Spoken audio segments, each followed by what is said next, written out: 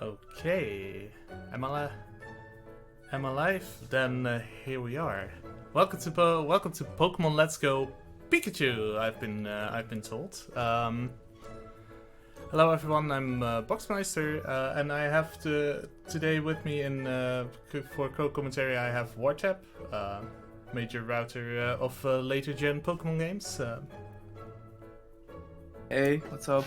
Yeah, and I'm really happy that it's Pikachu. Yeah, I look forward to showing off Pikachu as well, because Pikachu is not shown often, because Eevee tends to win these kind of bit wars. But without further ado, I think we're gonna get into the game. I've already received the right trainer name, just to check with the host, Giratina 1, right? Giratina, yes, that is correct. Yes. Okay. Then I'll say let's get going. I'll start the run in 3, 2, 1, go. So. Luck box. Thank you. We have a female Pikachu here. We're just shutting off the Pikachu name. Pikachu will shut off when I catch the Pikachu, basically. After that, you have a minute or so. Okay, cool. So yeah, we get the introduction by Professor Oak to welcome to the world of Pokemon. So we're gonna select our trainer and do something none of us are actually used to do, which is naming our trainer something other than a one character name. Okay, that should do. I didn't put out an incentive for the rival name, so I'm gonna be a bit creative here. And since we're on the Gen 4 legendaries, I'll probably name him Dialga. Yeah. Oh. Yeah, I'm more of a Dialga fan. I played Pokemon Diamond back in the day. Fair.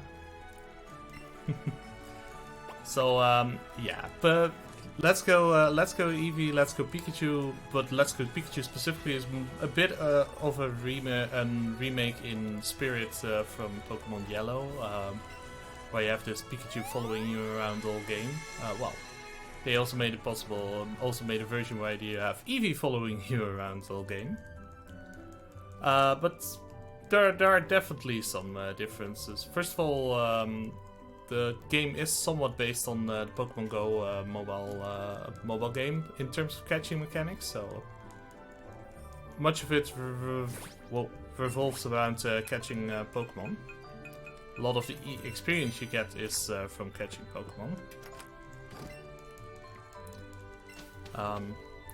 The starter Pokemon you receive, the Pikachu and the Eevee, they are not your average Pikachu and Eevee. First of all, they have different character models, so they're a bit larger, they have some different aesthetics to them. But their base stats are higher, and their IVs, so the numbers that determine the growth of their stats are also maxed out. So they're a lot stronger than your average Pikachu. Yeah, the only thing is that the nature is still random, and that is what we are hoping to get a good one directly. It's not very unlikely. I have a backup save prepared just in case. That would mean the trainer name won't show up anymore, but I can change the Pokemon name. So here I have a Pikachu showing up on my screen. So I have to mash through text and immediately do the motion controls to catch it, which is may look a bit weird on cam. Goes right now. Oop.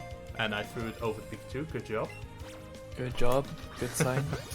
Yeah, usually when I do that movement I nail it, but this time I overstretched by accident, so the ball went miles over it. Close off of the incentive, by the way. Okay, done.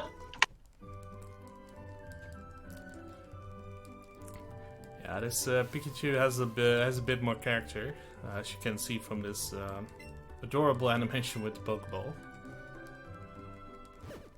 Doesn't really like the Pokeball. And you cannot mess up that catch. Because after 3 failed balls, it just forces you to catch it correctly anyway. Ah, I did not know that actually. Yeah, we tested that with Kizaron. He tried. He's saying that he tried to mess it up, but we all know that he messed it just up, actually. To be fair, Yeah. it is motion controls, and sometimes the Switch does register the inputs a bit weird. Even though I'm throwing straight, sometimes it measures it as being thrown to the left or right or something stupid.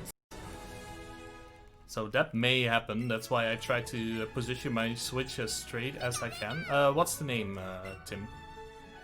Yes, the name is Not Pikachu.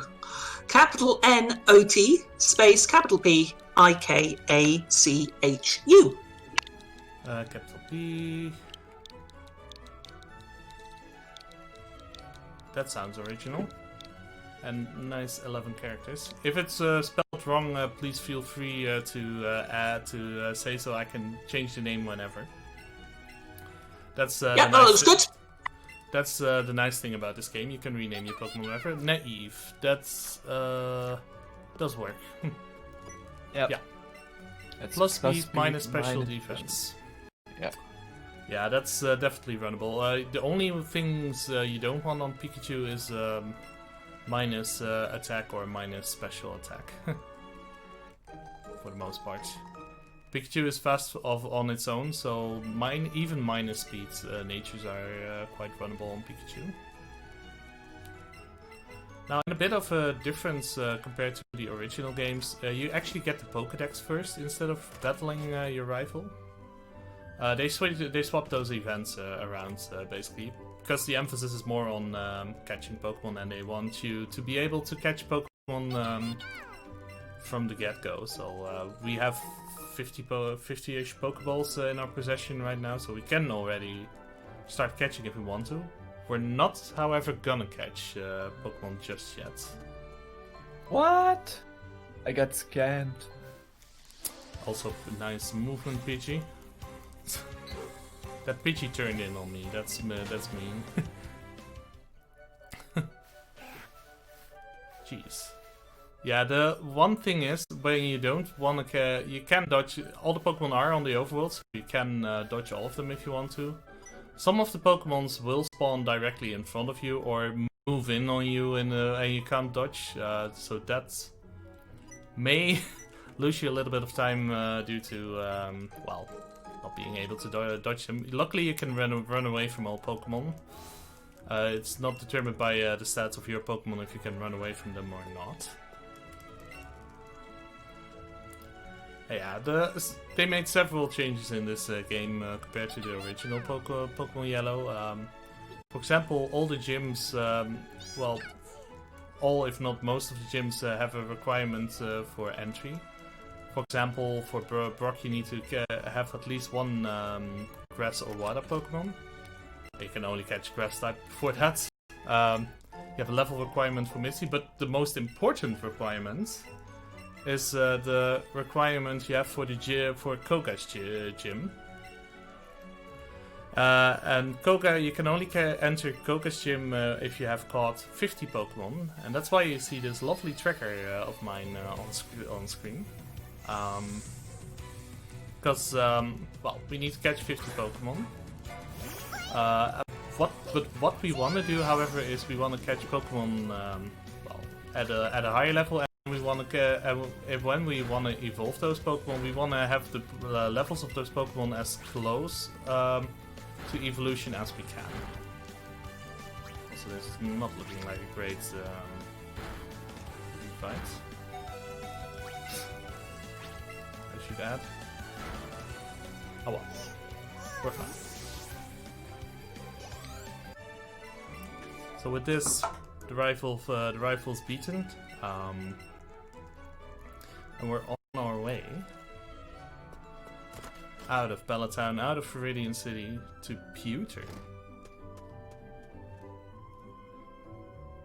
A lot of I remember this game having a lot of route changes when it came out. A lot of different routes have been made for this game.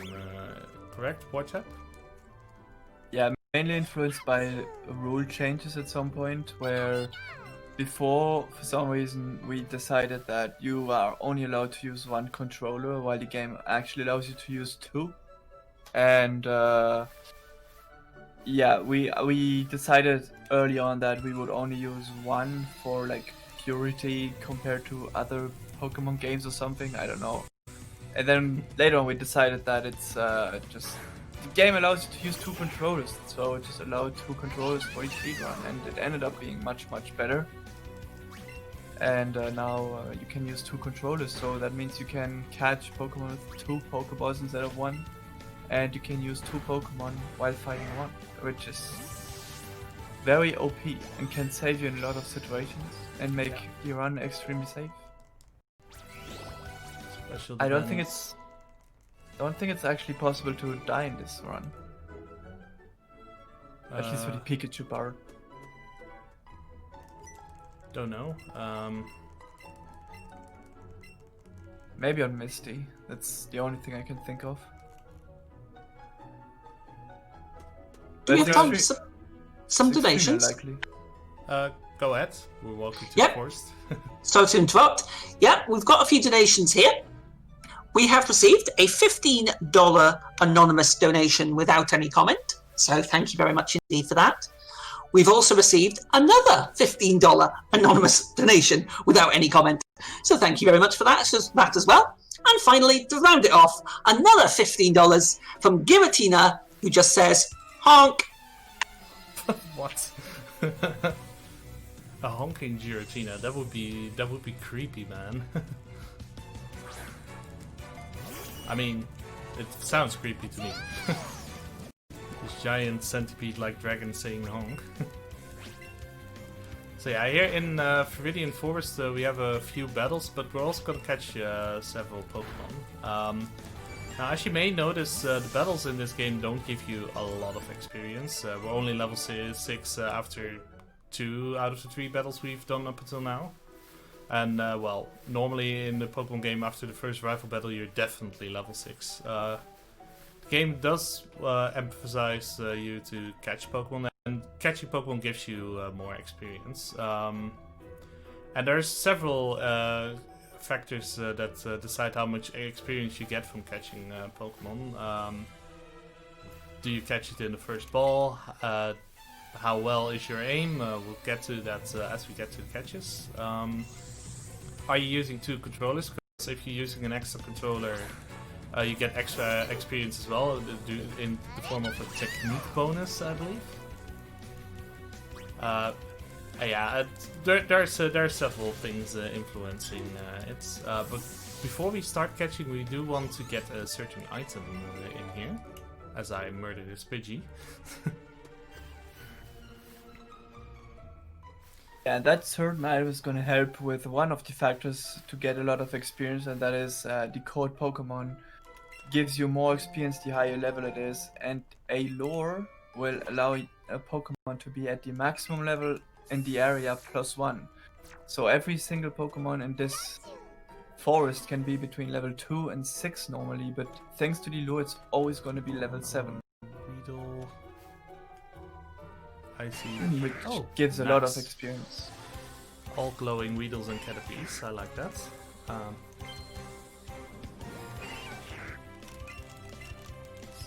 You didn't catch the Oddish? I'm gonna catch the Oddish after the forest to try Okay. go for a bit more XP on the Weedle and Caterpie. Now that I have 2 Pokemon, I can also make use of the support trainer. Ooh, that was a big wheel, because that gave a lot of experience. Yeah. Despite only being a great catch and not an excellent catch. Yeah.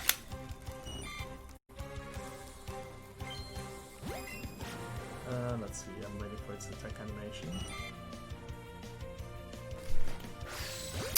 Always. I'm tenths of seconds away from actually hitting the excellent catch. Tend to throw a little bit too early on the bugs. Yeah, and it's really important to go for excellent catches because they give a lot more experience. The modifier on great catches, I think, only 1.4, and on excellent is 2. Yeah. So it is pretty much day and night between great and excellent. Luckily, since both of the bugs are glowing, yeah, it makes up for it. I can be a bit more lenient. It's also why the Pikachu route. Pikachu also gains levels quicker than Eevee does, which is also makes this part which makes this route at the start a little bit more lenient, in my opinion. Although it's minimal, really.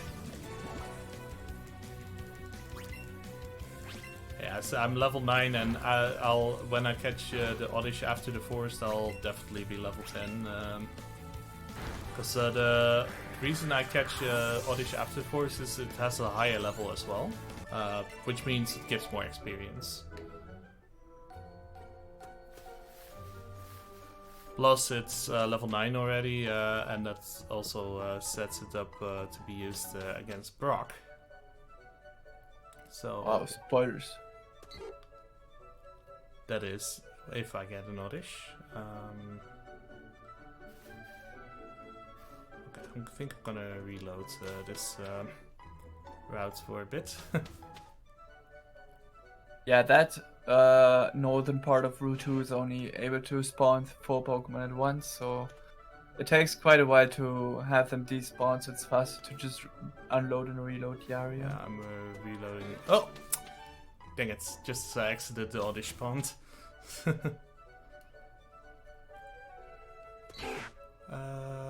Let's see. Yeah, that's 4 Pokemon. Getting a bit unlucky here. I should have followed your advice and caught it in the forest. Yeah, you're pretty brave. I would not have done that. Especially if you see it first, it's not a big deal because it's gonna get to that level anyway. Yeah,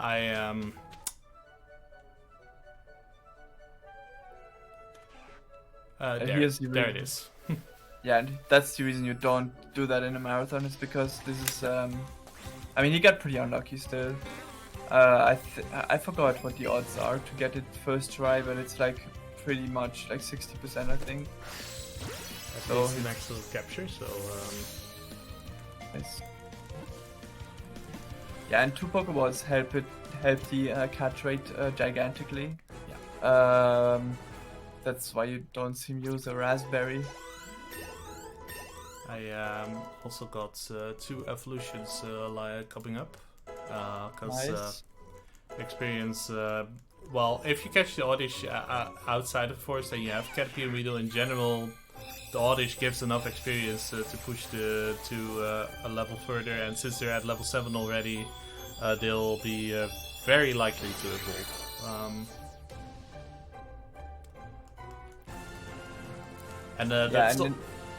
Go ahead.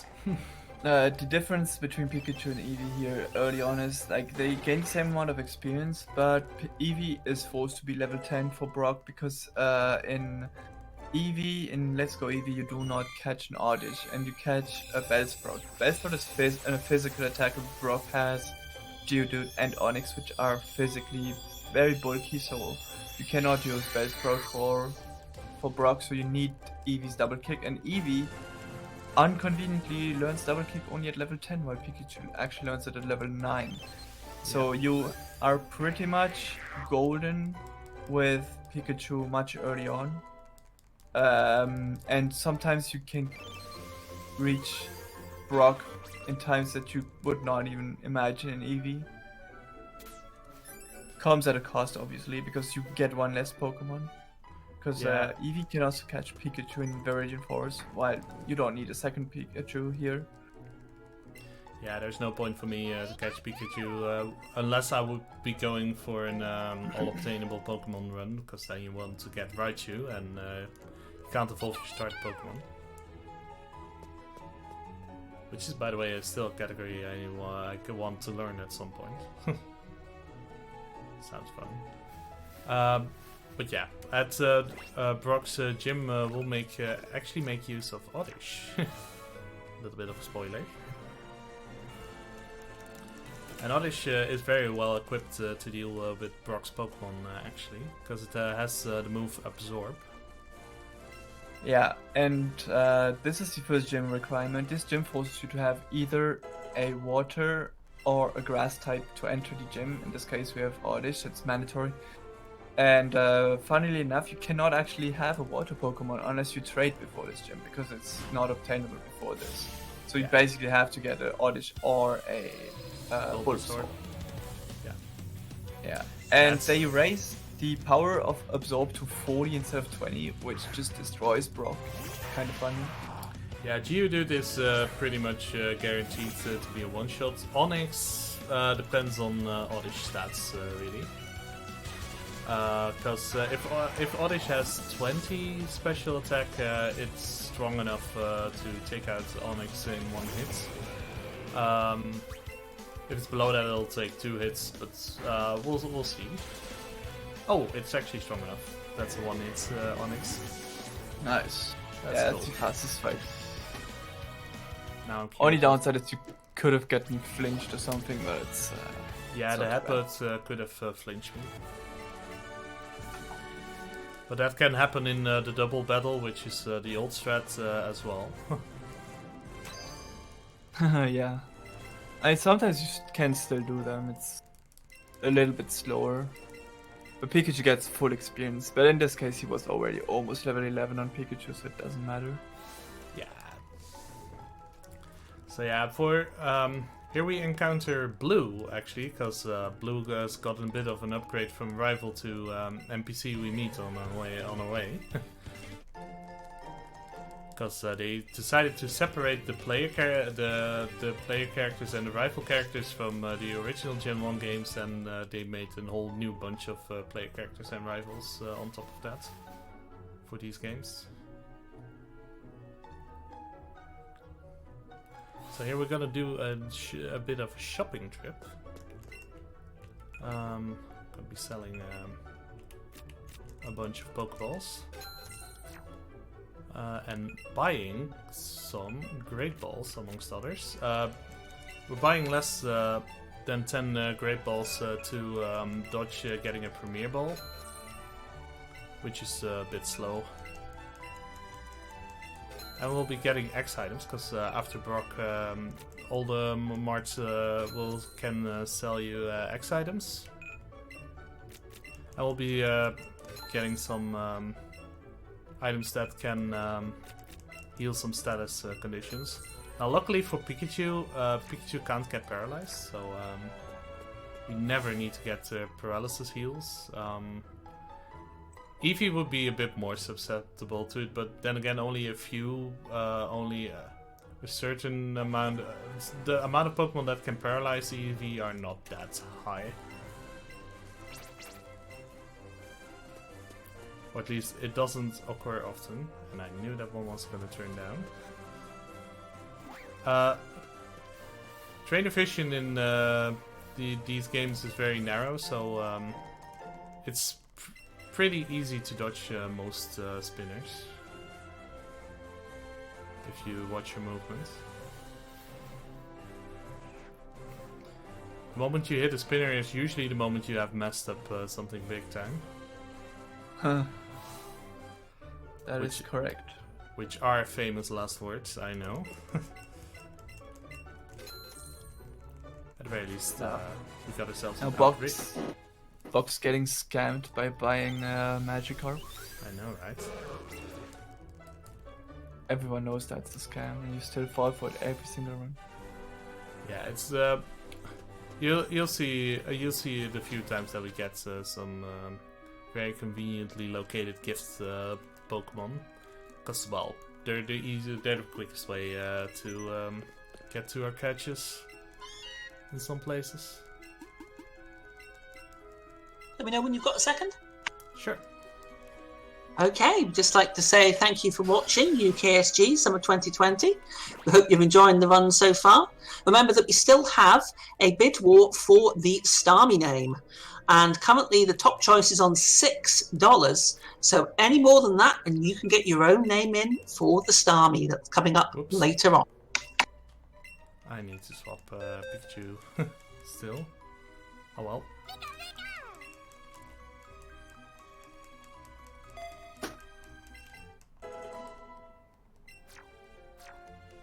Let's see. We'll do it like this.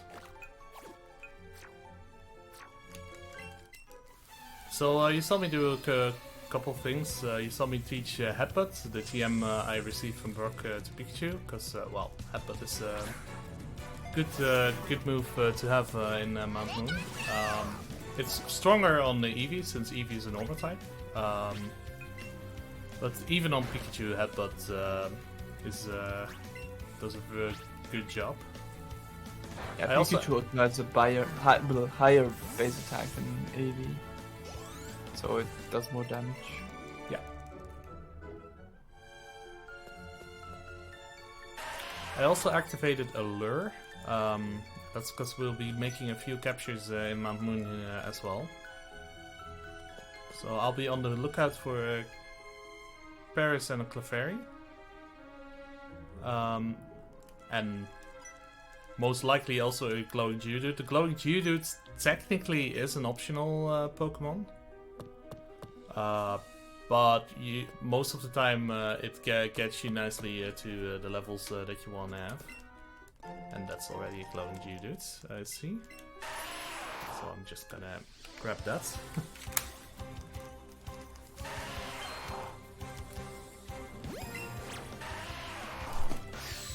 Nope, I was ready on that catch.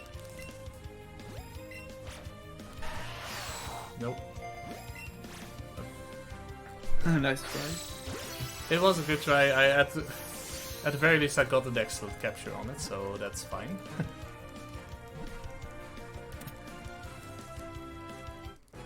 It only wasted the Pokeball, luckily, that first catch, so damage is not as big. Don't want double team. And this will evolve my Kakuna, and when I catch that Paris I saw in the corner there, my Metapod will evolve as well. One thing that can happen, you can, well, when you have glowing Pokemon, if they give a lot of experience and you already have Butterfree, for example, it can happen that Butterfree hits level 13, and that is a bit of a bad thing to happen, because Butterfree learns all 3 powder moves at level 13. So you have Sleep Powder, Poison Powder, and Sleep, Poison, and I forgot the third one. Paralysis Powder. So yeah, you don't really want that to happen. But you should not be hitting that level, to be honest.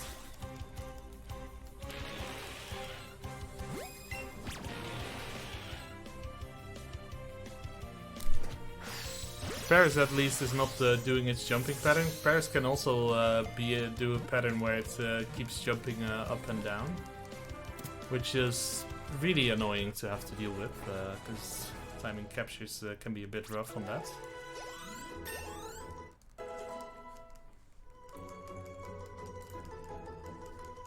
At the very least, the levels are coming along nicely, to some extent. Clefairy can be a bit elusive in this game. It's not the end of the world if I don't hit level 15 at the end of this cave. I do want to hit it, because if I am level 15 at the end of Mount Moon, I can do Misty first, and which is a little bit faster compared to doing Nugget Bridge first, which is what we'll be doing after the cave. So, let's see. I'll wait a little bit. Usually it tends to get into a Zubit fast. Sometimes I'm lucky and get a Clefairy. I think I'll do a quick reset of the room.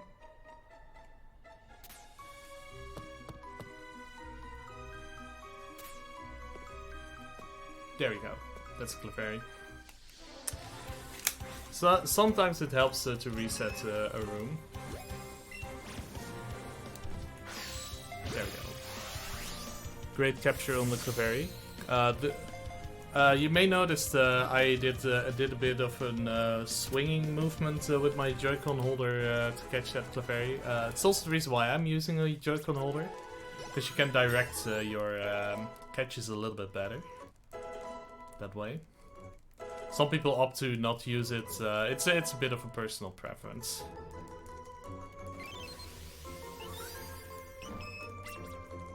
What's your preference, actually, Wartemp? I don't do it with it. Main reason being that I don't know where it is. Oh. But also I like the other technique where you don't throw naturally, but where you cheese the game by holding the Joy-Cons to the monitor and then pushing it up, so the game does not really know what to do, so it just like grants you the catch. Ah, I see. There's a whole different technique there. Yeah, I've learned this by watching Etiquette's video on his Joy-Con holder. He did a whole tutorial on it, and it worked out really well for me. It is a good. It's definitely a good one for beginners. Yeah, what I do is like slightly slower, but it's very, very consistent. You cannot mess it up, really. But I say that next time I'm gonna run this game, it's gonna not work, but I that's mean, always how it goes. It's motion controls. There's definitely gonna be some. There's definitely gonna be times where you think you nailed it, and then all of a sudden the ball is going to the left or right. Yeah, that's very accurate. Which is a thing that happens to me more every now and then. It's always annoying because that usually means you miss the first ball catch on Pokemon. This floor right here is a bit notorious because the Pokemon tend to spawn directly under me when you get off that ladder. But yeah, well, you can sweep the rest of the cave pretty easily now. It's we got well, we're probably gonna be a little bit short on that level 15. But like I said, it's not the end of the world. If I encounter a Clefable or a Chansey, I'll likely go for it. Just for the memes. And also because Clefable and Clefairy give a ton of experience. Clefairy... And an additional catch. Yeah. Also, I believe Chansey gives you several levels, even if it's not glowing. Yeah.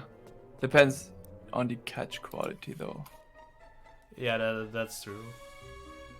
If you're lucky and you have a first catch Chansey, poo. Then you're well set for Misty and probably Search if you're lucky as well. Over at least the SSN afterwards, I mean.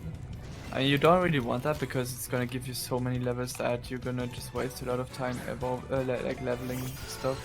Yeah, usually your other Pokemon tend to get a lot of levels as well, which is a bit counterproductive. Yeah, it's the pretty slow. Yeah, it's very slow for the other Pokemon to get level ups.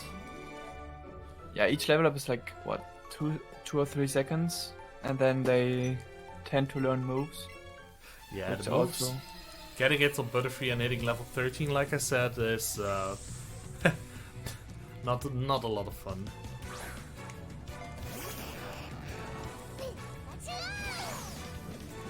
Now, unless I encounter a Pokemon I haven't caught yet before Cerulean, I think I might have to opt to go for Duck Bridge first, as it stands. And you can still get a Sandshrew or a Mankey. Yeah. Get one of those, it's gonna be fine. Okay, Magnemite went for tackle. Usually what Magnemite tends to do when he gets a turn in is Supersonic. And hitting through Confusion can be, well, a pain. Needless to say. Oh, you don't say. It's amazing. I did not know that.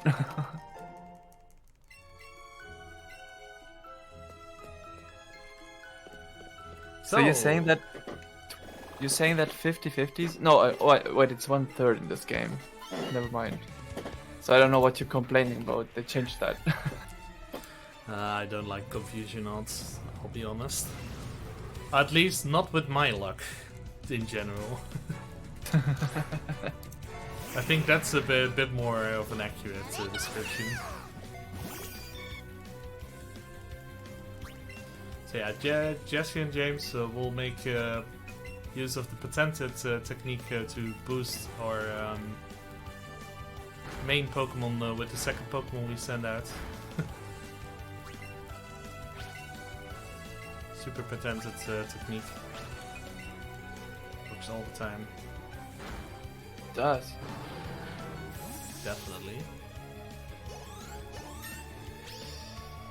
Butterfree is hitting level 11.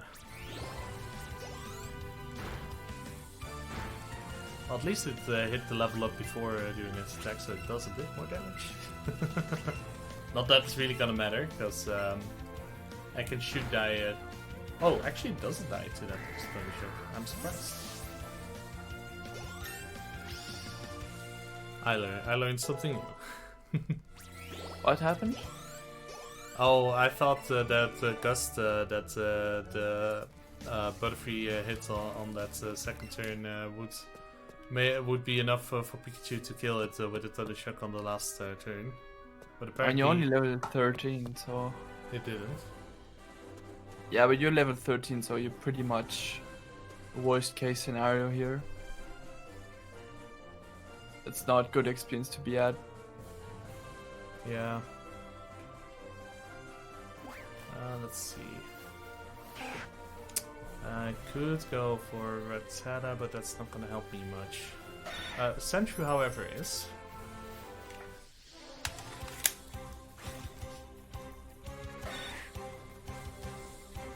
Don't have much experience with catching Sentry, I'll be honest. Because usually... wait. Okay, got an excellent capture. Just waited it out. It has one of the longer battle animations, like the fighting animations. Yeah. Don't know, it's probably not gonna be enough. Yeah. However, I could catch the Rattata and get on track. That's not too bad. That's honestly not a bad choice. Catching Rattata early is usually a common backup strat. Because what you want to do is catch it at a later level so you can evolve it in one go. But what you can also do is catch Raticate later. And that also does the job. So this is not too bad, actually. Yeah, except Raticate is a much more difficult catch, so you try to avoid it if necessary. Yeah. Especially since the place where you can get Rattatas later, you can evolve it in one level, it doesn't learn anything upon level up, so it's very convenient location to catch Rattata. Oh, Mankey also appeared, actually. Too late for that. Not gonna go for Mankey.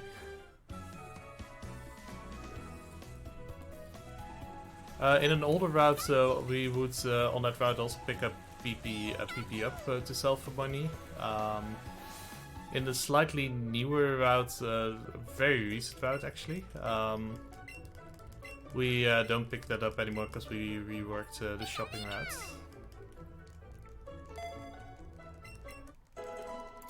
And that PP up is a little bit out of the way.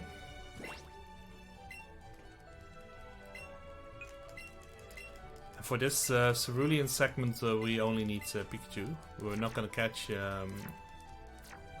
At least I'm not expecting to catch anything here.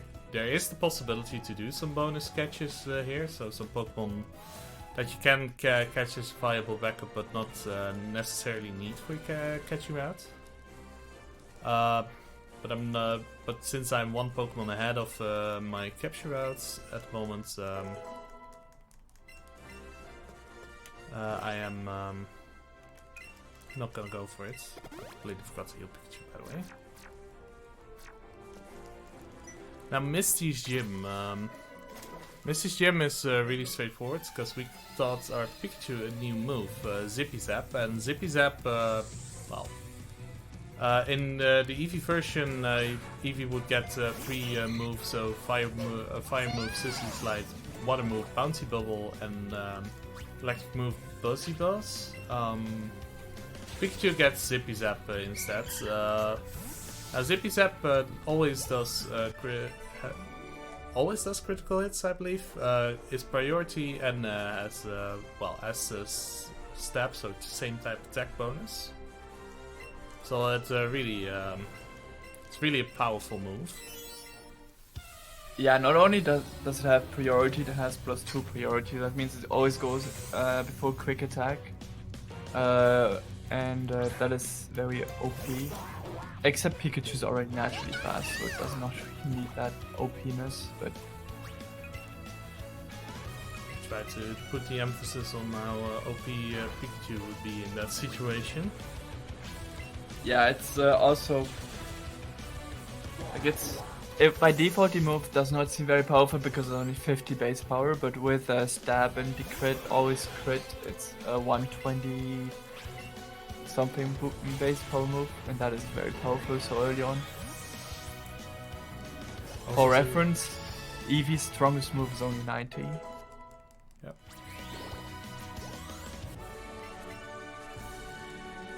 So we swept the floor with Misty.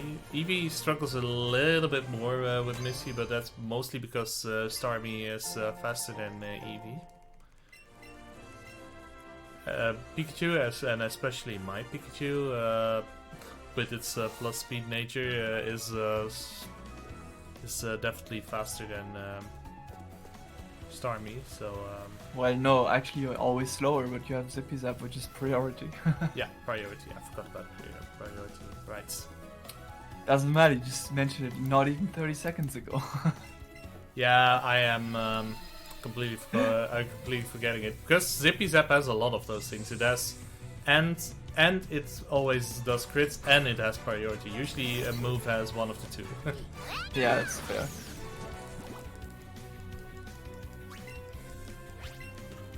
And well, doing Misty first is nice. You tend to be a little bit higher leveled for your rival fight, because there are some ranges in here. I gotta go for the pick, actually. Or did I miss something? Oh, never mind, I'm looking at the wrong poke. Silly me. I should still be fine, otherwise I'll use a potion.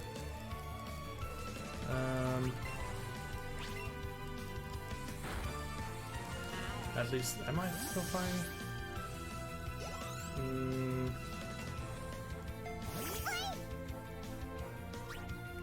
I'll take it safe.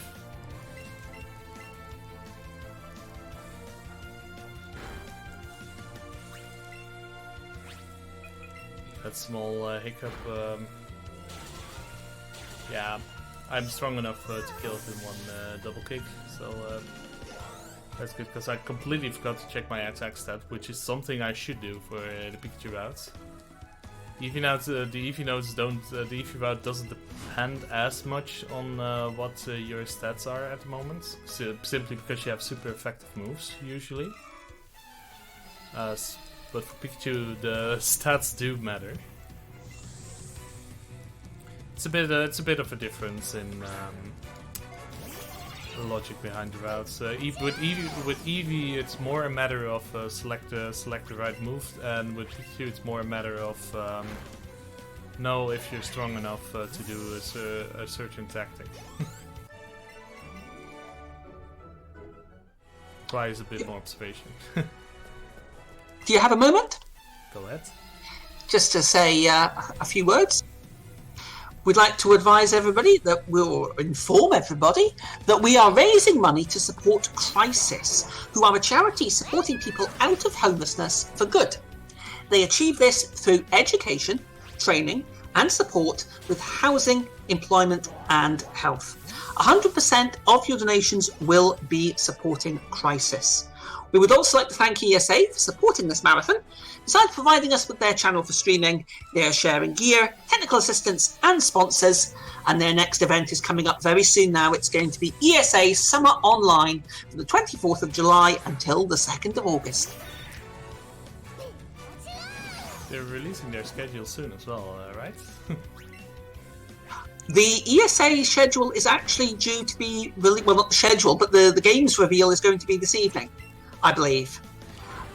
So if anybody's at all interested in that, make sure you attend the ESA Discord, and you'll get to see what fantastic runs we've got in store. Yeah, definitely looking forward to seeing what's on there. But yeah, we're on the Nugget Bridge right now, and these trainers, well, nearly all of the trainers on the bridge, their Pokemon do die to a single attack, except that this Meowth can flinch you, which is fine. The trainer immediately after the bridge, however, that's a bit of a range, but it does depend on, let's see, 41, level 70. That's not a good odd to be at. The trainer immediately after the bridge, you see him in the blue shirt there, he has 2 Pokemon and it's coughing. You either have to do a Headbutt or Zippy Zap, or you can one-hit KO it with the Zippy Zap, but it's only a 5 in 16 chance at my stats to kill it in one hit. So I'm not gonna go for that. Instead, You should go for it. Yeah, I mean, There's no reason not to. Yeah, I could go. I could just do that. It's faster if I hit the range. It's definitely faster because you're not menuing moves. Headbutt only helps if you actually get the flinch, which is like 1/3, which is hold on, is that less than 5 in 16? 5 in 16 is slightly less than 1/3. So. Yeah. I'm going for a less likely range, but however, the price is much better. You get a 1-turn fighting compared to an easy 2-turn. No, Headbutt is 30% to flinch, so it's more likely to kill one shot than to flinch. Yeah. Ah, now it's interesting. Yeah, that's interesting. I'm gonna go for Zip Zip, and it also missed Smog, so I'm good. Nice. It's still 2-turn, but not getting poisoned here is the more important thing, really. If you ask me. Yeah, luckily we have antidotes just in case. Yeah, although if you're really unlucky, you can already have to use 2 antidotes by now, and then you're really low on antidotes all of a sudden. Which yeah, I mean that should not happen. That means you got. Yeah, it has happened, but it's like, what is the requirement for that? Like, you have to get Poison Sting poison you twice, which is 1%. Jesse and James tend to be able to. Oh yeah, alright. I forgot about that. That's the reason. That's usually the reason why you can, after that trainer, already be down 2 antidotes. Could I actually just buy 4 antidotes and just two awakenings? Really? That's honestly not a bad idea. Yeah, I think actually that works out a bit better now that I think about it. Because you don't have as many Pokemon that could put you asleep, I think. Oh well. Anyway, that's a bit of a routing concern for later. We got a Pokemaniac to visit. And he seems to gotten himself, well, quite mixed up, if you catch my drift.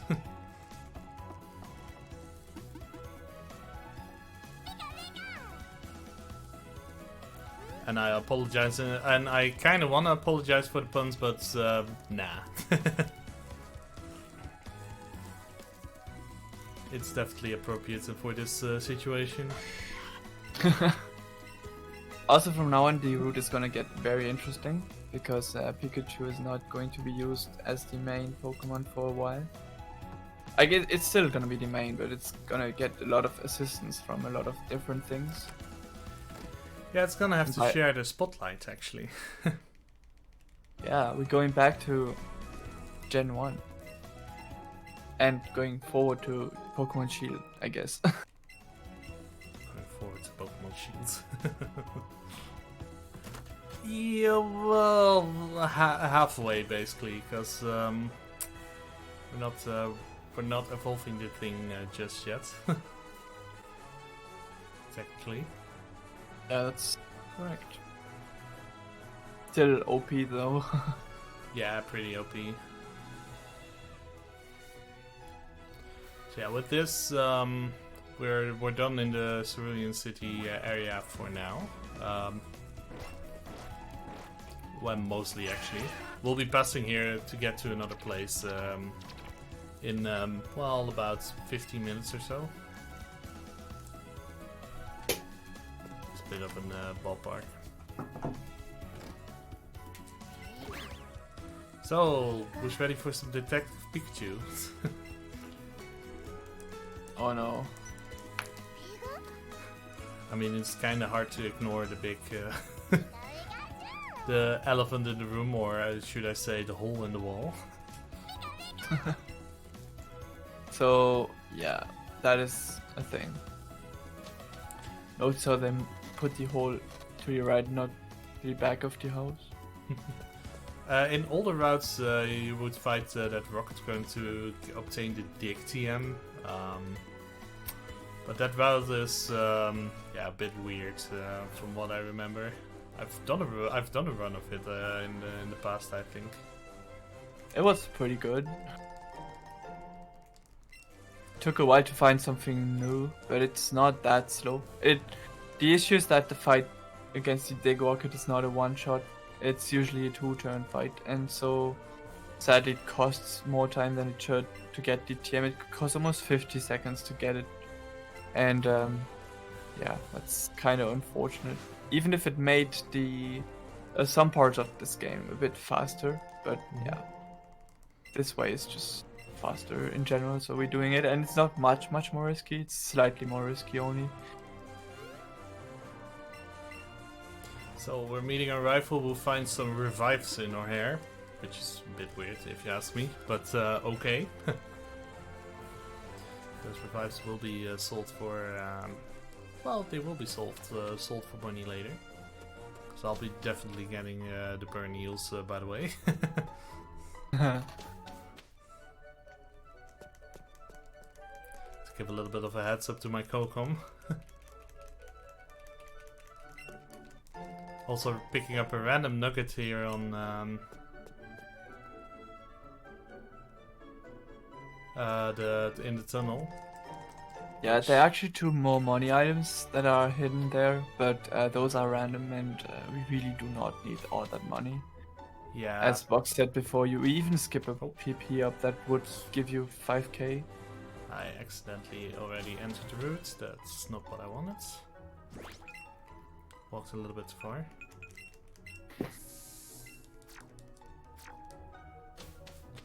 Why do we have 2 lures? Huh? Yeah, I'm wondering that as well. Oh, is that... Did you forget to use it in Mount Moon, and I could have sworn I used it. well, Well, that's that why would you were... that would explain the experience. Yeah, I think actually. too. That would definitely explain why my experience was off. I was Good already job, wondering why I was a level off actually. This Pidgey has an annoying pattern, but I still got the excellent capture. Yeah, Pidgey is the only Pokemon in this game that does not have an attack animation. It does have the jumping pattern, and the jumping pattern is annoying as well, because that can also make you miss Pokeball. Yeah, that has no pattern, which is even worse. Yeah, it's The jumping thing is not fun to deal with. What I'm looking for here is a Growlithe, actually. I will be catching this Jigglypuff.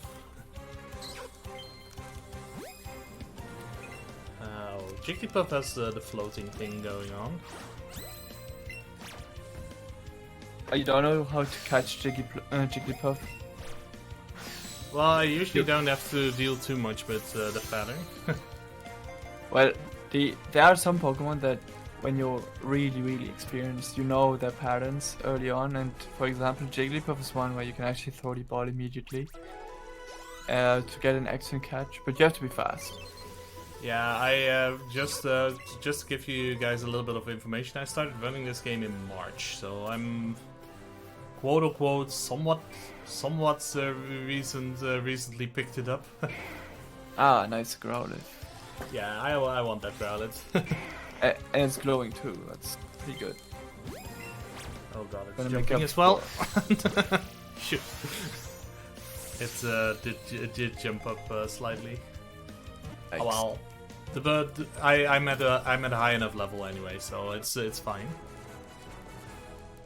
Still got it. So I'm at level 19, so I'm not complaining too much.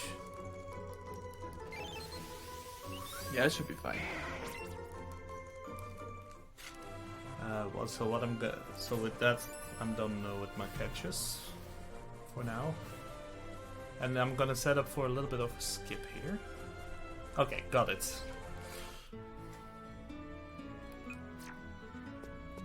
Oh yeah, I have That an extra... was nice. I would not have done that this fast. I cannot do that skip fast. It's yeah, what I tend to do, I walk to the top and then align myself to the center and then hold down. And if I start to wobble, I have time to correct it until I hit the point. Basically, so that's how I do it.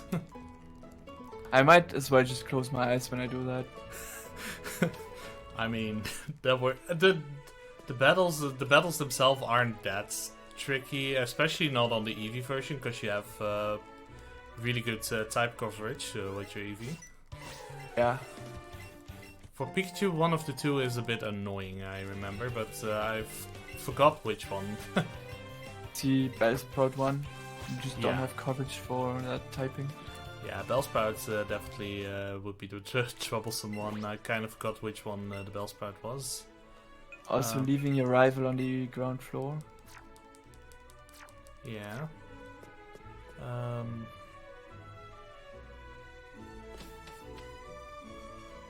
Also, I should have... there we go. I want Growlithe on slot 2. Oh, you can use Pidgey too. It's whatever. Doesn't Oh, really that's- matter. I was so... I wanted to see that strat though. I've never seen someone do it with Pidgey. Well, it's too late for that. I'm already in the fight. I'm But yeah, gonna in check this what to do. fight, we make use of the support trainer, and because basically you can fight is in ascending difficulty, and what that means is you need to set up more. Well, you can set up items as you go. So, for example, with the X attack, you can make Pikachu strong enough to kill the Pidgeotto. You can use Helping Hands together with Zippy Zap to... No, that's the wrong move. Shoot. Accidentally selected Leer. Well, it's fine. It's whatever. Rip, that should kill. There we go. It's not the worst thing. Yeah, the rival is one of the only trainers in this game that actually heals when he's low HP. But here I can make use of Growlithe's typing. Flamethrower. Yeah, really convenient that Growlithe with the lore up has Flamethrower already.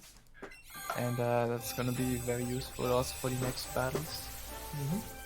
Oh nice, we've hit Johto now. Yeah, it's also cool.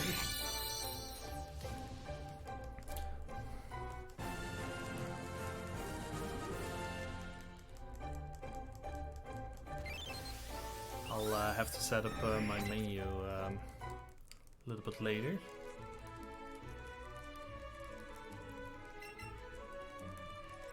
And yeah, our rival mentions secret techniques, and you're wondering like, wait, don't we get the HM1, I believe, cuts over here? Well, they replaced the HMs by secret techniques learned by our starter Pokemon, Pikachu in this case. So we get, we get our first secret technique here, Chop Down. It means we don't need an HM slave throughout the game, because our Pikachu will be our big HM slave basically, without the cost of any moves. So that's lovely. Learning Cutty Cut. Cutty Cut.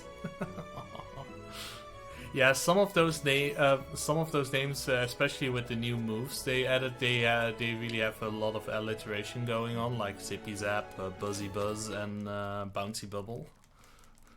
But for some of the secret techniques have that as well, I believe. We tend to joke a little bit about it, especially with Chop Down and Cutty Cut, or Strong Push and Pushy Push. That kind of stuff. Okay, now we're gonna go to Surge's gym, right? Yeah, we go shopping first. Oh yeah. Okay, never mind. Sorry, got a little bit too excited there. Yeah, you are. Oh, don't sell the lure. Oh, that's annoying. Lure is also at the top of my inventory. My menus are gonna be off, I presume. Oh well. Guess we'll just fuck her up and deal with it. Yeah, we'll be buying our items for most of the mid-game right now.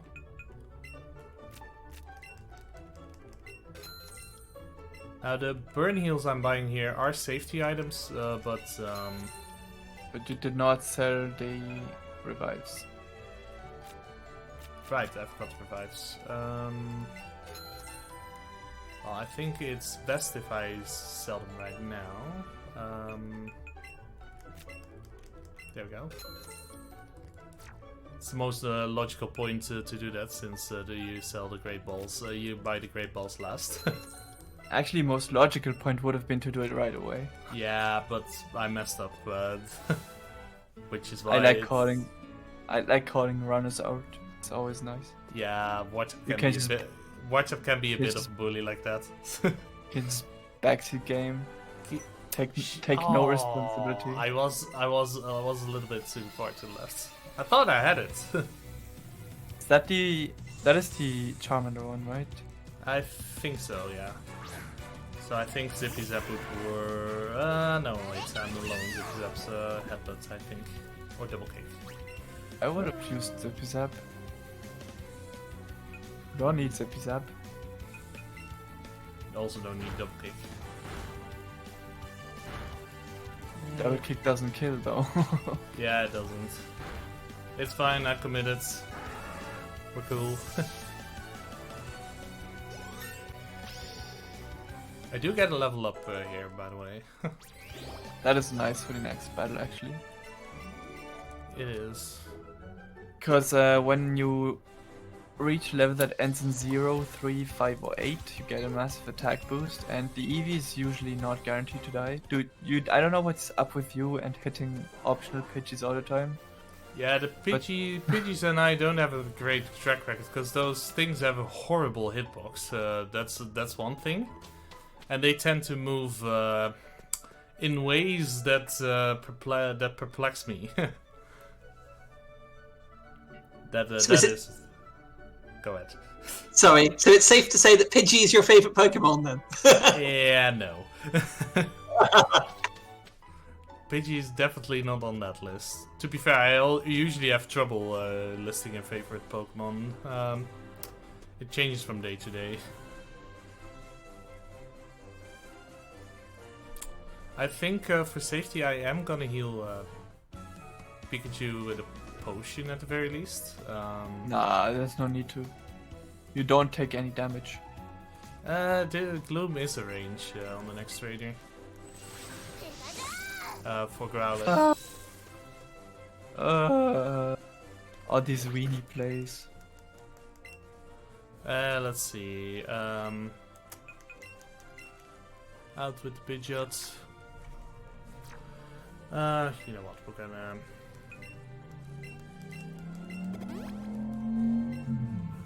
And I'll make use of the opportunity to immediately switch the super potions into position. Okay, that at least makes sense. Then I'm not too opposed. Yeah, what I tend to do if I have to make extra menus, I tend to try and think of ways to make the extra menu a bit more optimal. For example, rearranging some items in advance already. And especially with the super potions, it's handy because they now appear at the first slot of my item inventory, so I can immediately select the healing. Also, with the way we bought items, our X items are also really easily accessible as a result. That's thanks to the shopping route made by my co-commentator. And yeah, I definitely hit the range. That's wow. That is a bad Growlithe. Yeah. To be fair, I'm not in the opportunity. I haven't been too much in the opportunity of checking the Growlithe, so. You just kind of have to use it as it comes.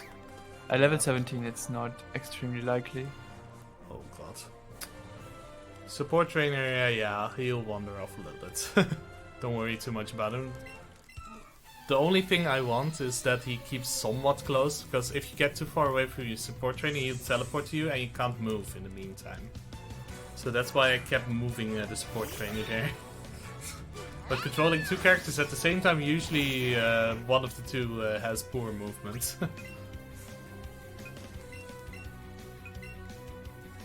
Now let's see if Growlithe does a better job here. Oh, are you serious? Jeez. Wow. That is like the worst Growlithe in existence. Yeah, it is. I am very lucky that Sandshrew isn't going for Dig there, by the way. Yeah, that's pretty bad when he does that. If he went for Dig there, well, I could have basically said goodbye to my Pikachu. It's not really the worst thing because you get a heal almost immediately after this fight, but you do miss out on XP, and it's not really ideal.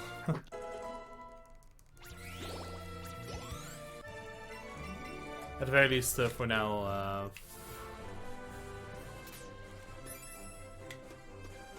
Also, I realized.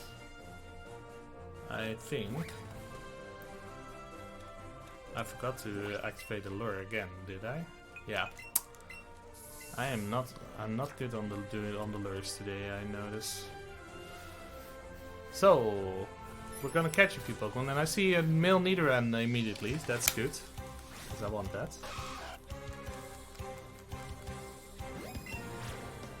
Male Nidoran is definitely one we want to get. Okay, excellent capture. I was waiting for an attack pattern, didn't go, went for it, and usually immediately after jump it doesn't go for an attack. So that was a bit of a calculated risk I took.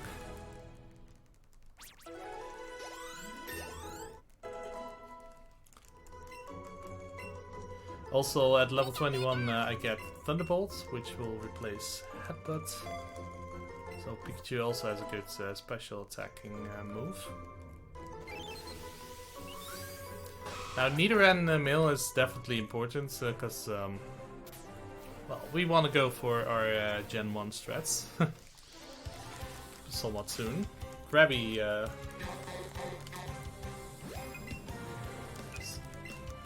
Krabby is also a good one to get. Works. The capture, I guess. Aiming the sideways captures is a bit, well, tricky. Depends on how far you swing your Joy-Cons. You can be off by a little bit. Hitting the ring is not always that easy that way. But it's a very consistent way to at least hit the Pokemon. Now, I kinda want a female Nidoran and such. What I can do is quickly is to reset the encounters is to just trigger the next fight. We get a free heal before this, so we're all set up for this fight. And after this fight is done, the encounters on that patch of grass resets, and we can just go for the remaining captures. In an older route, we would have some repels here, and then you can apply a repel and a lure, and then you get immediately reset the encounters.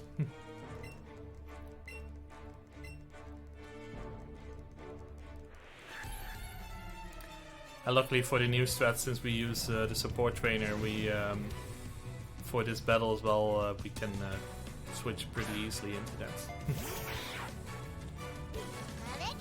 Or at least that's what I tend to do. Don't know if this is really slow strats. Probably not the obviously it's not the most optimal strats, but it's down to luck, basically. Or doing this with 2 controllers? No, resetting the encounters with using the battle. Oh. I mean, yeah, you don't have the choice, really. Yeah. My Pikachu was so close to actually killing that Raticate in one turn. Yeah, your experience is not on the good end right now. That's That is never supposed to not kill, actually. yeah, I know. I have the notes open. I'll see if I can. Now Rattata, yeah, glowing Rattata is worth it, I think. Even though I already caught a Rattata, I think it's worth it to go for it. Because it evolves pretty quickly into Raticate. And also gives and a glowing Rattata especially because it gives more XP. So it also allows my Krabby and my male Nidoran to get some more XP, which is also beneficial. Because I want Nidoran, the Nidoran to evolve as quickly as I can. I've seen Nidorina. Ah, there's Nidoran, female. So all I'm missing is Sparrow, I think. Do we have a second? Yeah, go ahead. Cool, no problem. Just to say a big thank you to everyone. You're watching the United Kingdom's Speedrunner Gathering.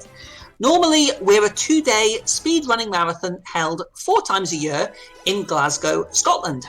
But due to the situation with COVID-19, we're bringing you 3 days of exciting speedruns from the comfort of our own homes to yours. We are raising money to support Crisis, who are a charity supporting people out of homelessness for good. They achieve this through education, training and support with housing, employment and health. 100% of your donations this weekend will be going towards supporting Crisis, and we are currently on $2,527 towards that cause. So please keep those donations coming in. I'm gonna leave the Sparrow be, by the way. It's not showing up. So yeah, Roxanol, we don't have flash, but we can see. So you don't really need flash to get through Roxanol in this game. Yeah, this route prior to Rock Tunnel, and Rock Tunnel itself is a place where you catch a ton of Pokemon. So yeah, you see the catches counter go up a lot in this area.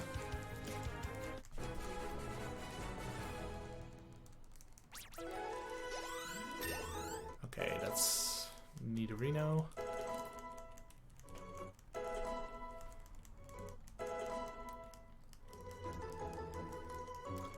Now I do want Nidorino because I want Nidoking. Nidoking will be used as a main for several battles, especially after Rock Tunnel, because Nidoking is well a beast of dealing with situations. Definitely the king of Gen 1, if you ask me.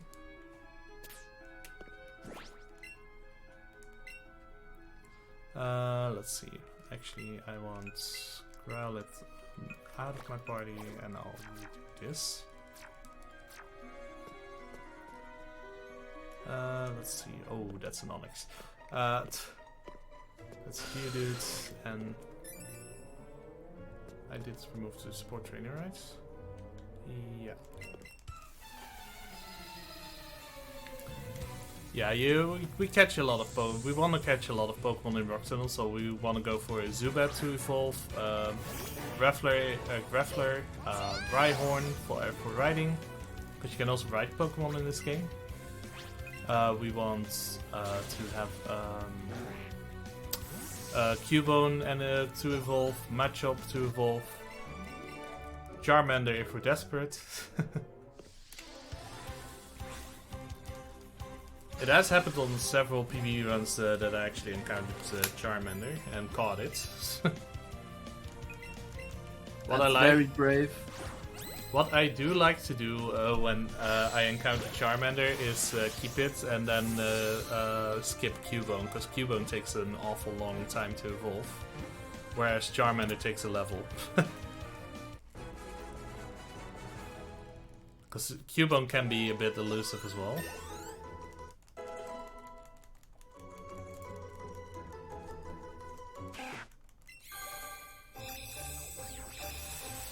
And yeah, we started at a Pokemon card counter at around 17, and well, once this segment is done, we're at 30 or 33 or something. So yeah, we're really catching a lot of stuff here.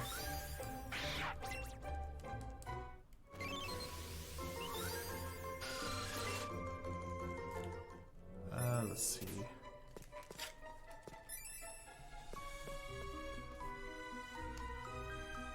As we progress through this... Oh, that's a Cubone. As we progress through this cave, we'll catch Pokemon as we go. Cubone is a bit of an annoying one because it can jump around. Of course I was too slow on that. Oh, come on. There we go. Took me a few tries, but we got it. I think. Should get it. Okay. So we only need a few more Pokemon to get through this place. And we're at 25 Pokemon, which means we reached the halfway point. Just a question. Yes? Yeah, just out of curiosity. I see you've got your tracker here, and you've got the Pokemon that you're looking for. Yeah. Do you find circumstances where you end up with Pokemon you don't expect? Are certain ones like you get rare spawns, or is it sometimes ones that you miss and you have to go back and get another one? Or most of the Pokemon you can encounter and are actually in a position of catching at some point are on this tracker. So the things. Not all Pokemon are on the tracker, as you can see. For example, the version exclusives aren't on there, and the evolutions you definitely won't be going for are also not on there. Because theoretically you could put Ivysaur or Venusaur on the tracker, but you're not gonna go for those evolutions. So That's why we don't put them on the tracker. All of the other Pokemon we tend to use for our catching route are on the tracker. So you see Pokemon like Chansey, Magmar, Kangaskhan. Kangaskhan you can actually encounter in Rock Tunnel. But Kangaskhan is a really difficult catch, and you're only gonna go for that if you're, well, desperate. I can't stress that enough, because Kangaskhan is not a nice capture to go for. Should probably also unmark Spearow and Fearow. Yeah, I should do that.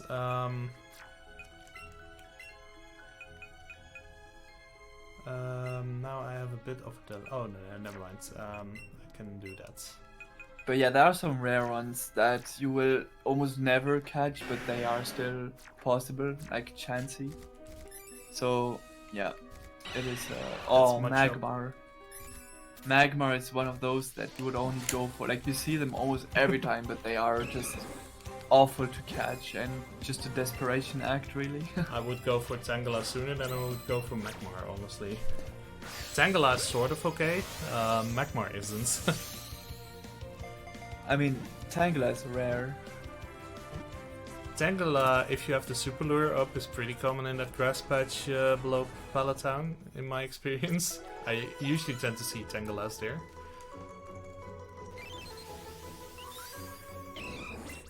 I like that actually, because that's a very interesting reference to Pokemon Yellow, when I do believe that you did have Tanglers in that patch of grass as well, if my memory serves me correct. That could very well be. Yeah, it's Tangela has always been there, I think. But my memory is a bit hazy on that, I'll be honest. It's been a while since I played Gen 1. It's not a gen I play often nowadays. I do sort of want to try out Gen 1 speedruns at some point. I'm not gonna lie. Though I'm not really in a hurry, especially since my GameCube broke. Which is a bit sad. Poor GameCube. Let's see.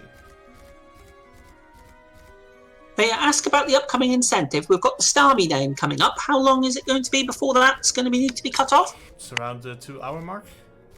Okay, fine. So you've got about 40 minutes still, folks, to get your donations in on the Starmie name. What's that? No, that's 2 Cubones. For a second I thought it was Charmander. Charmander and Cubones are ones I tend to mix up in silhouettes if you see them very briefly. I don't need another lure actually. I think I have all of them. Heike Klaus, so it's Krabby. I have Krabby in the second slot, right? Yeah, okay. And I believe I should have... Did you not catch Zubat? I did catch Zubat already. I caught it right after the first training. Not marked. Oh, did I forgot to mark it? Yeah, you did. They're not unmarked. Sorry, I misunderstood you. It happens every now and then. Also, I still need to mark these. Let's see. Thunderbolts special.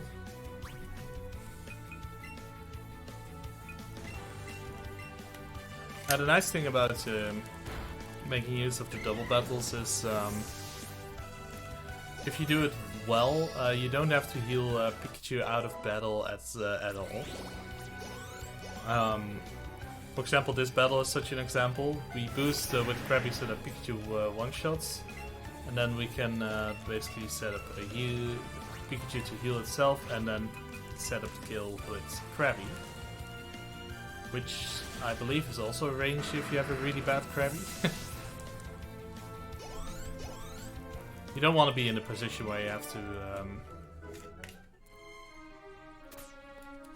rely on another to...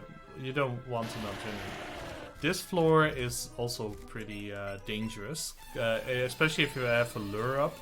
Because the start of the floor can get crowded with Pokemon and can be really hard to dodge them, especially if they're Pokemon like Gravelers, Rhyhorns, Onix.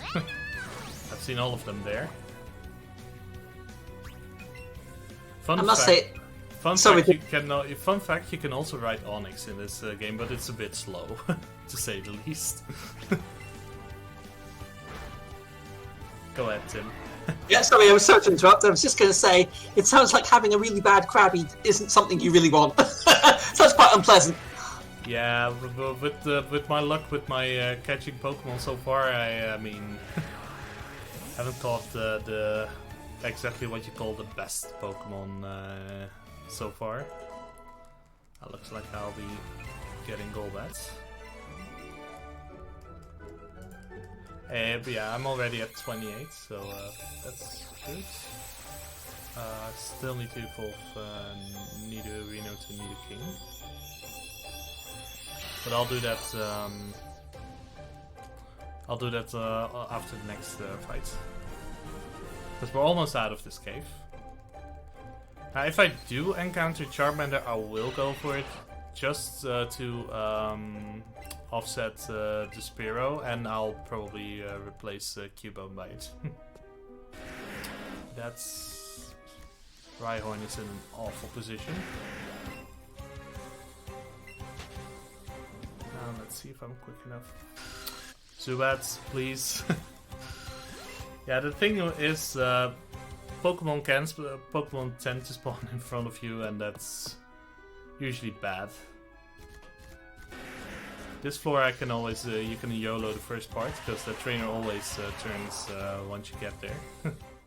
Yeah, that's a nice thing about Gen 7 and 8, is that trainer cycles always are guaranteed to start somewhere, so you can always dodge trainers that are on a timer like that. Yeah, if your movement is good, you can always get certain cycles. It's really cool what you can do. And that Rhyhorn dash in that place is an example of that. The only problematic thing about this is that you're reliant on you can get Pokemon in your way, which will obviously waste you a little bit of time if you run into them. So what I'm gonna do now, since Nidorino is in the 3rd slot, I'm gonna put him in the 2nd slot and I'm gonna evolve him. Actually, I should have put him in the 1st slot. Now that I think about it. It's fine. I'll do that on the next menu. It's not that big a deal. Because Nidoking will take a little bit of the spotlight soon. Because Nidoking, like I said, is a beast. The true king of Gen 1. Unless you count the Bulbasaur Pidgey route for the glitch categories.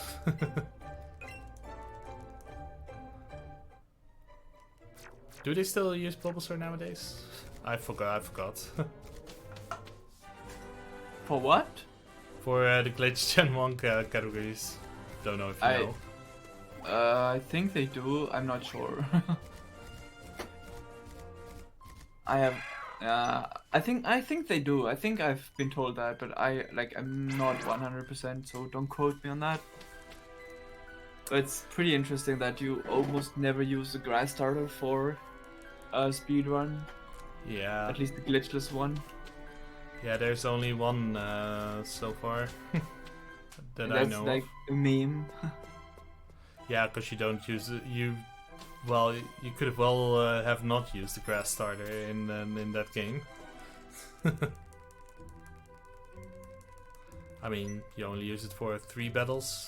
Let's see, 1, 2, yeah, 3 battles.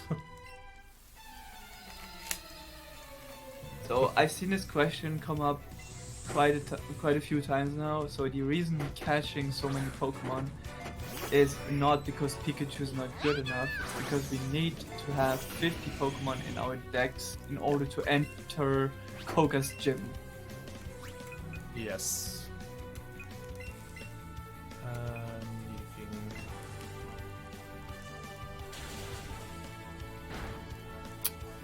Jeez. Did I seriously not make that range? That is... And you're only level 25, you missed quite a few He's gonna wait. No. Ah, he's gonna heal. Oh, he didn't heal. What? I don't know why. Oh, you got lucky. It worked out in my favor. Yeah, you're quite under level. That's kind of scary. I'm gonna bravely press on ahead. And let's hope my Nidoking picks up the slag. It's only scary for this part because once we get our third and final main, we're definitely we're mostly out of trouble on that on the leveling part. I'd like to say.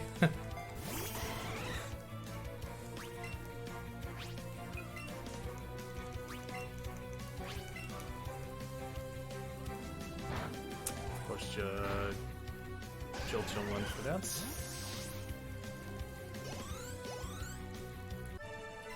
Yeah, my Pikachu is definitely a little bit underleveled.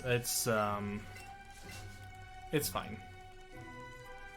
I can deal with that for the most part.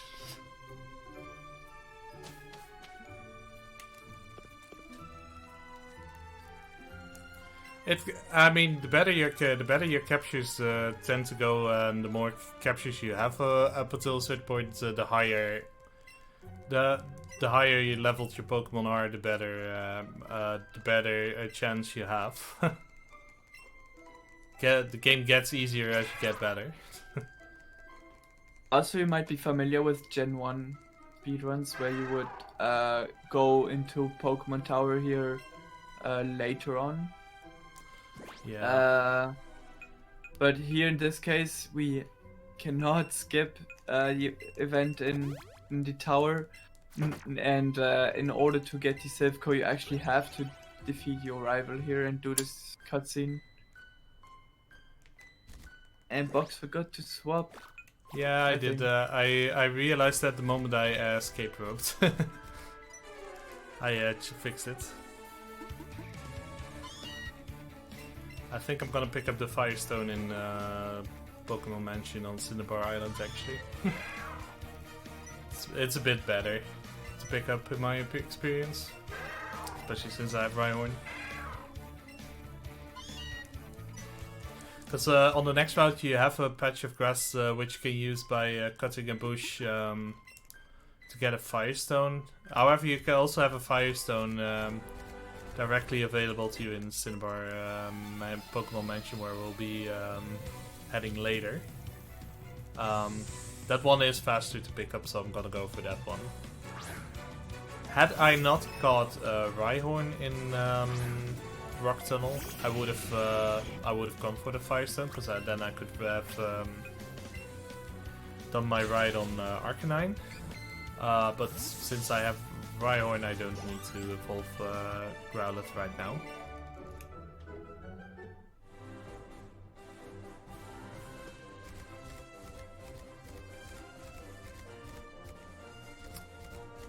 Also, dodging the trainers here is not too bad.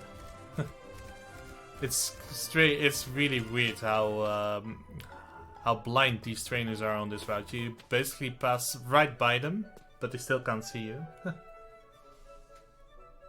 you have time for a quick word? Go ahead. Okay, fantastic. As I say, I'd like to thank you again for watching United Kingdom's Speedrunner Gathering. We would also like to thank BSG for supporting this marathon. They hold monthly gatherings in the Netherlands, and they have supported UKSG from the beginning by spreading the word and providing us with a channel to stream on in past sessions, among other things. Now, this is really important, and Box will back me up here. You need to mark your calendars, because BSG at Home, which is the online equivalent of the BSG annual event, is happening from the 12th to the 16th of August. And this event will be taking place on this very channel, so you won't need to go very far to watch it. So please make sure you tune in for BSG at Home. Yes. BSG is BSG is an event where I'm very personally affiliated with, so yeah. We're really looking forward to running to doing the work for the marathon next month. Wartep is also making an appearance in that marathon, by the way. He's doing a race. He's doing a race with Araya for the closer. Oh yeah, right. That's gonna be good.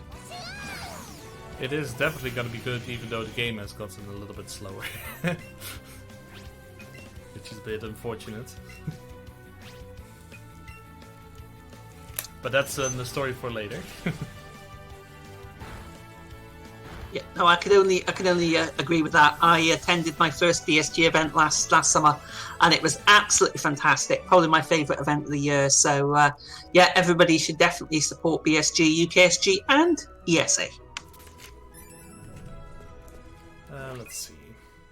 Do I have potion? I want to keep that potion.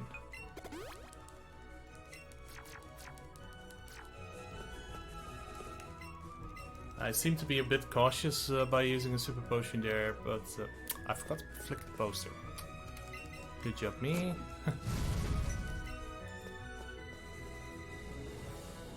Okay, we're inside the hideout. This is where interesting stuff, or the Team Rocket hideout with the spinning tile puzzles. It's where lots of fun stuff happen, and I am messing up. I forgot to summon the support trainer. Good job, me.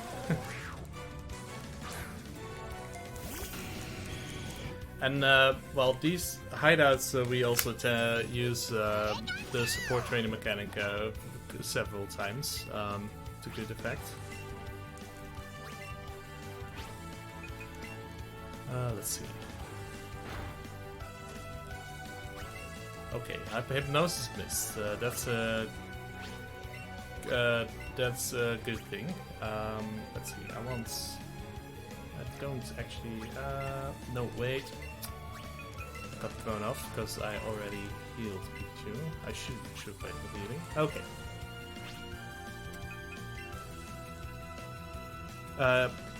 Let's see. Hypno can put your Pokemon asleep, which, well, obviously means you have to use more awakenings. And it'll waste your turns in this battle if you're really unlucky. But well, Nidoking is only our main Pokemon for a few battles longer before it's still a support Pokemon, but it'll be used a little bit less prominently. Pikachu takes its final leg of being in the spotlight. Before we're gonna use an entirely different Pokemon. Looking forward to that already. I'm curious, what for the you mentioned the Starmie incentive, Tim. What names are currently on there at the moment? Of course, yeah. Give me 2 seconds. I'll just have a quick look for you.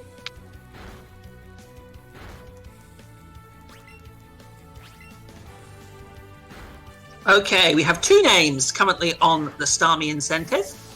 Currently winning with $6 is Chufoo, CHFOO. And we've got Sterich on $5.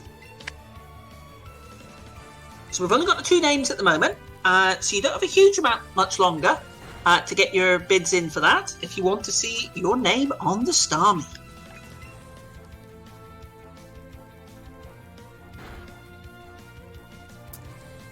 Oh wow, that full torp. Good touch my move.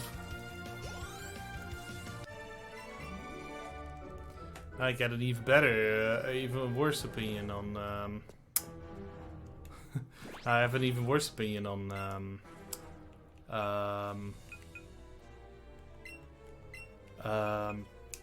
What was I about to say? On Fury Attack as a move. It's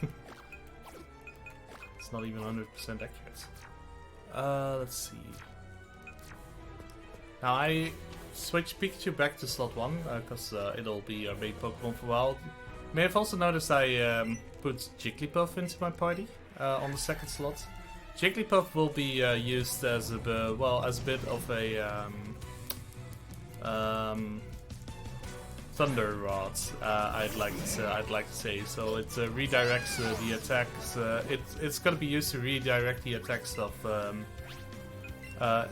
Pokemon to it, so that Pikachu will have an easier time getting set up.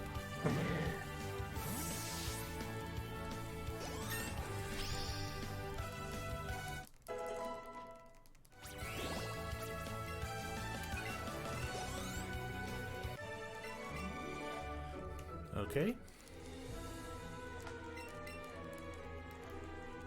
Now here we're gonna get into an adorable little puzzle segment really soon, because instead of the original games where we get the lift key immediately, we gonna have to retrieve it. Well, for this our Pikachu is gonna be used a bit extensively, in a very literal sense. Because basically it's just gonna climb up for us and get it. And we can actually get to control Pikachu. So we're actually controlling a Pokemon directly in a Pokemon game, which is honestly a new thing for the main series. Obviously Mystery Dungeon has been out for several years, but it is a new thing. I catch a glimpse of Jesse and James here, together with Meowth. All in all, this rock hideout section is not really that difficult a segment, I'd like to say, except for maybe the Archer fight. Well, and even the Archer fight is really easy. The Giovanni fight is the fight where things might go wrong. It's very rare, though. And I obviously jinxed myself when I said that, so I'm expecting the worst. Because I have a good track record with getting good RNG in Pokemon games. Do we have time for a donation? Go ahead. Okay, we have received $20 from Pazzy. Where is my Let's Go Squirtle? Well, here's $20 to make my own. And he has indeed donated that towards the Starmie name. So currently, Starmie is indeed Let's Go Squirtle. Actually spelled Let's Go Squirtle, wow. Just Squirtle. Ah. I'll be asking for confirmation when we get close to that, so that'll be good. Keep your donations coming in for that, folks. You've got a few minutes left on that. Thank you very much indeed, Pazzy, for that very generous donation. Yeah, you have about 20 minutes, I'd like to say. Something along those lines.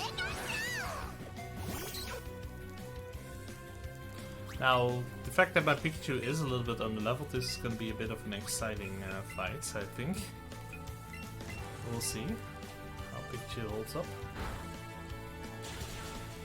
Now, Jigglypuff is a fairy type, so Weezing and Arbok tend to go for Jigglypuff when you send it out. We'll use Jigglypuff to set up the X special on Pikachu. And for the remainder of the fight, we'll use Nidoking to keep healing up Pikachu, because Pikachu will take out Arbok this turn, and that'll leave Weezing. Should be able to tank a hit. Yeah, you're fine. Yeah, I should be fine.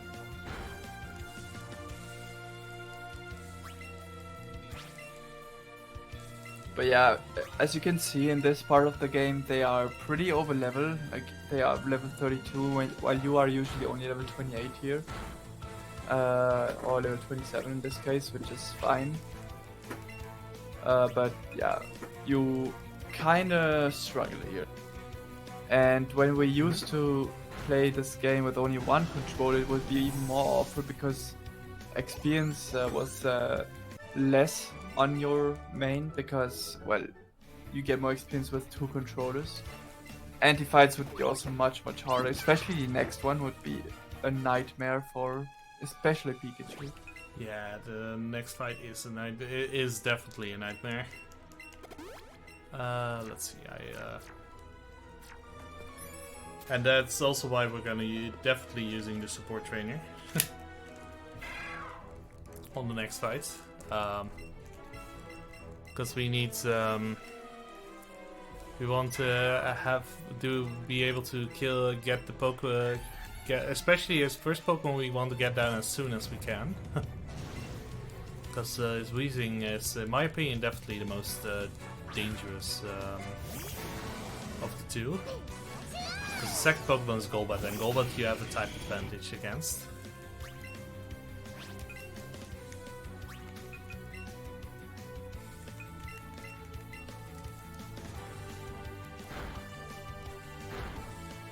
Okay, that's actually a good first move.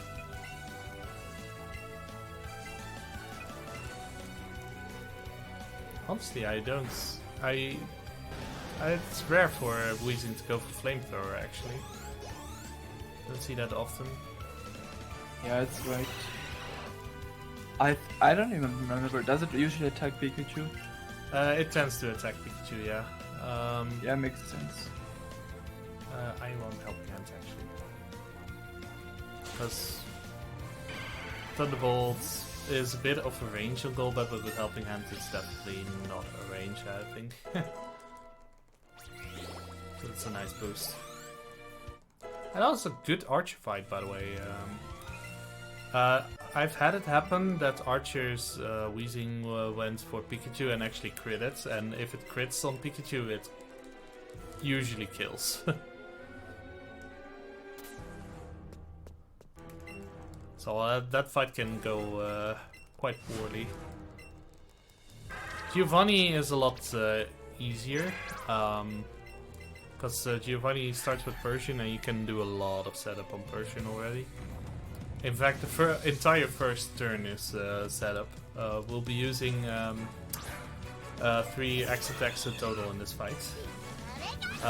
What we should mention about the X items.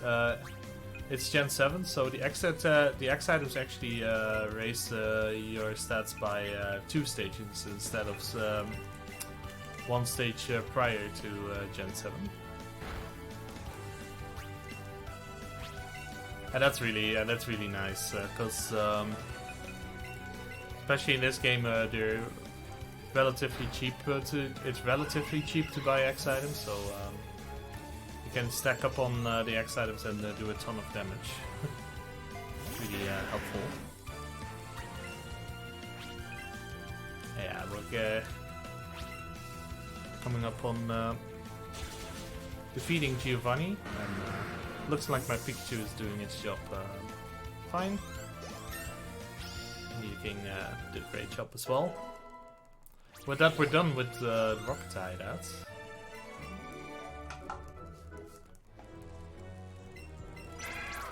And, well, we rescue the Cubone, we get the Sylph Scope, and so we can actually get to Lavender Town and finish the Pokemon. But not before we're gonna get a new secret technique, which you'll be seeing soon.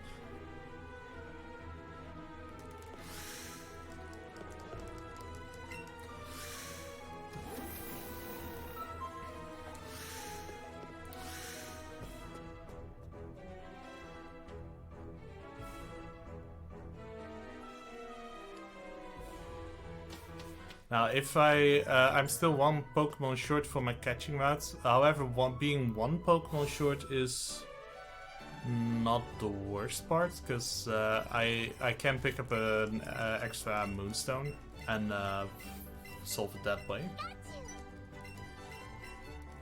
So, for example, I can use that Moonstone to evolve Nidorina into Nidoqueen, or Clefairy or Jigglypuff into one of their evolved forms. Let's see, I have plenty of lures. thanks to my mishap from earlier.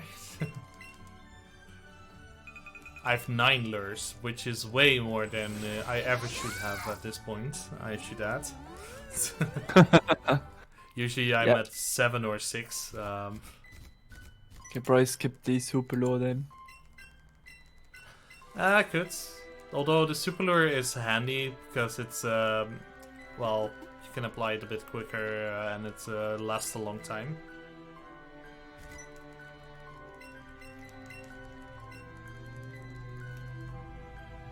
So let's get up the tower.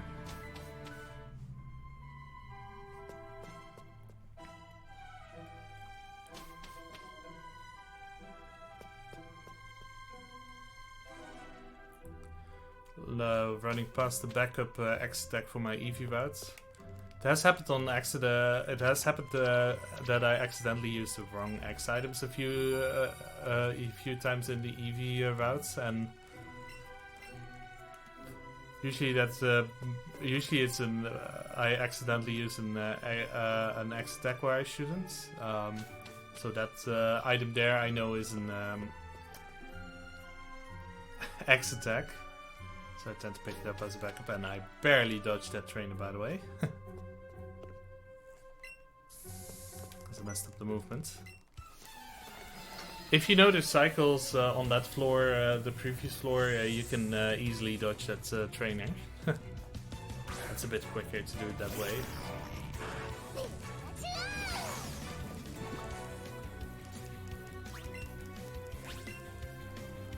Just a reminder. Sorry, carry on, Bob. Go ahead. Yep, just a quick reminder that we're just about getting close towards the Starmie. Yep. So if you want to change the name, currently we've got Squirtle on $20. So if you want to see Squirtle as our Starmie, then yes. But if not, you've still got the opportunity very shortly to change it. I got the double heal on the pad. The infamous double heal. Yeah, for some reason, if you move diagonally at certain angles or so, it triggers the heal again. It's really weird when that happens. Pretty rare for me to happen, actually. It's the second time ever happening to me. I've had it happen several times, but I don't know what it's caused by. Yeah, there are some weird... Oh lord, that Haunter is in the way. Let's see. Keep moving down. I kind of want to catch its pre-evolved form. And I kind of want to wait out the Ghastly, especially because I don't want to get too far behind on catches. Honestly.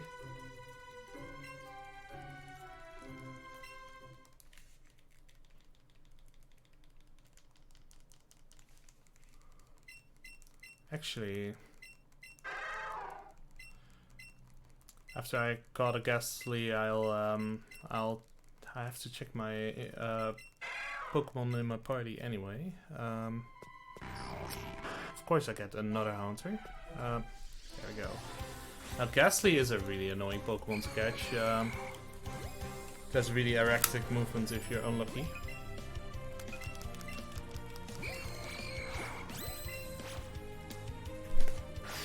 Okay, it went for attacking, which is good.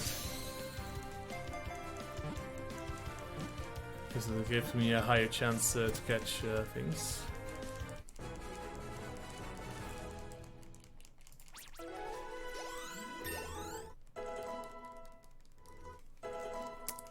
Oh boy.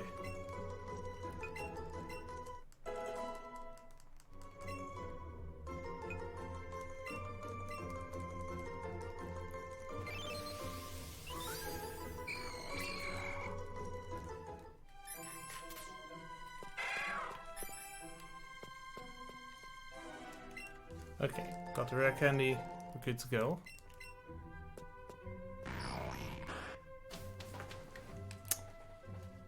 Oh.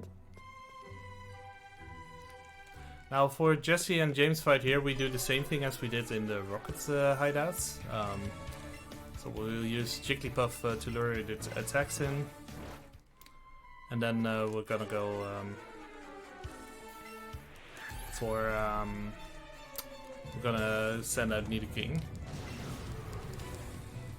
And this is also the last fight we'll be using Pikachu, actually. So he'll be leaving us soon.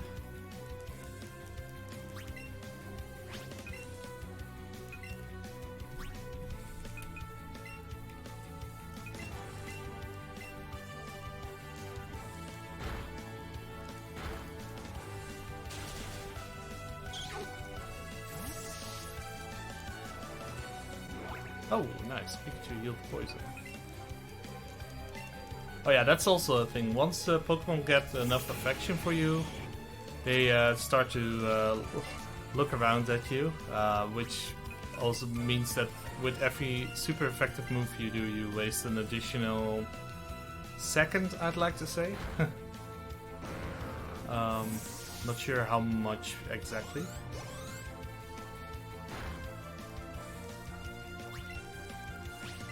The turnarounds? Yeah.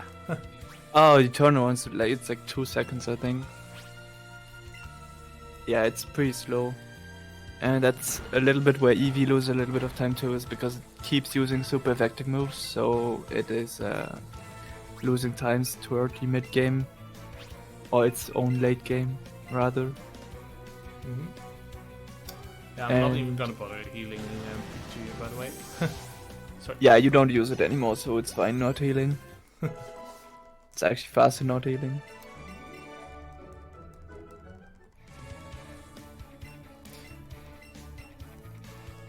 So Jesse and James are done, and we are gonna save Mr. Fuji. Yep, and I would say the army is like in 5 minutes.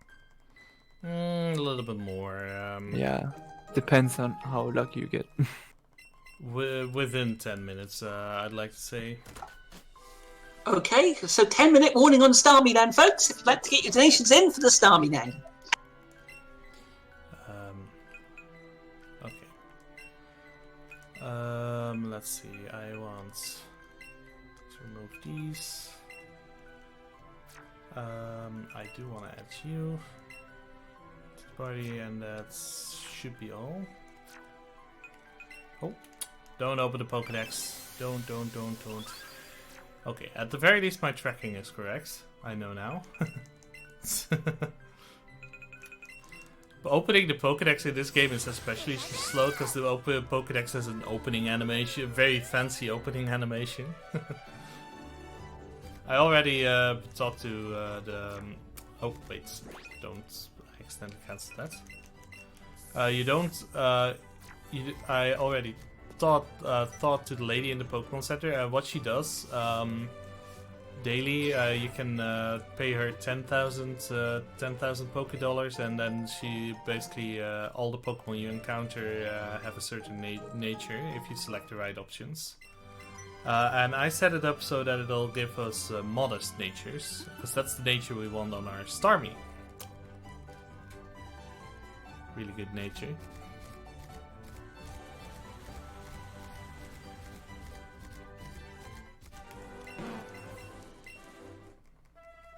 First, we're gonna have to deal with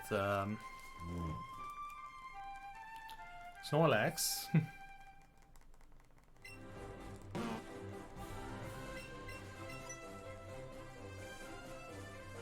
I'm not sure which Pokemon I have in the front currently, because that might prove a bit troublesome. Because I kind of forgot about him.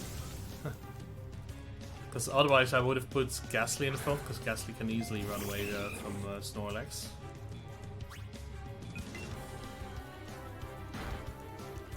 Then again...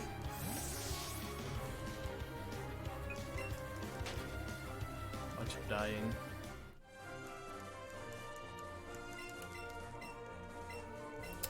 The problem with Machup is it still needs 3 levels to evolve. And I'm not gonna get that many levels anymore, so I am considering, if I see Psyduck, to actually catch it. And because the evolution of Psyduck to Golduck would fix my catching route, actually.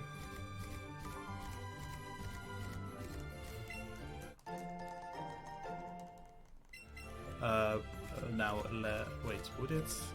No, never mind. It would not. I'm a bit off the mark there.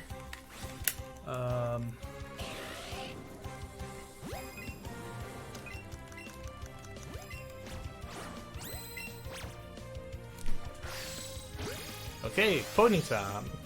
Ponyta is one of the catches we really want to do here. And that's because Ponyta... Excuse me. Because Ponyta is a really good ride Pokemon. No, never mind. What? Okay, now it works. Sometimes I struggle a bit with motion controls.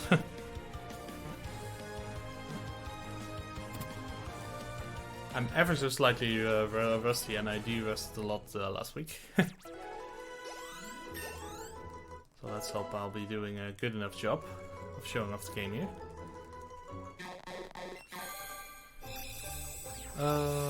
That's correct. Kingler.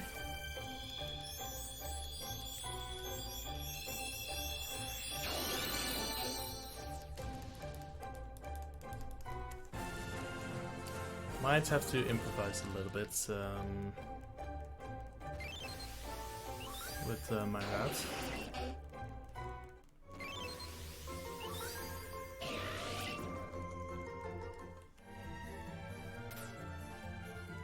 Whoa. Oh, no, don't do that. I want...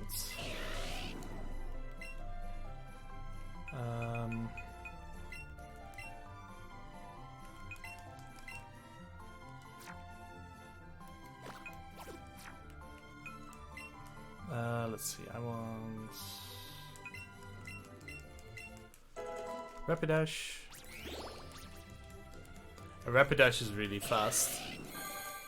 And you look magnificent galloping towards the next destination. I will be using Rapidash for the remainder of the game as a riding Pokemon.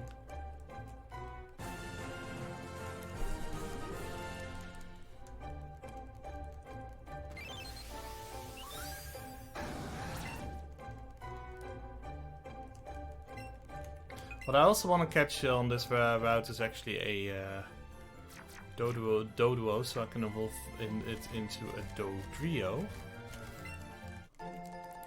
And I want the aforementioned Psyduck. Oh yeah, be reminded to move that one.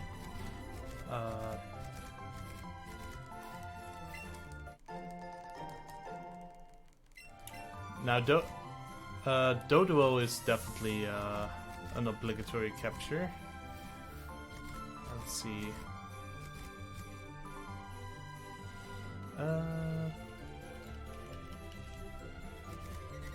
There we go. That's Doduo.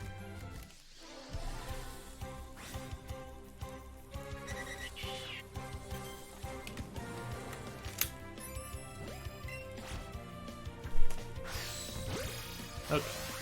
Great capture. I'll take that.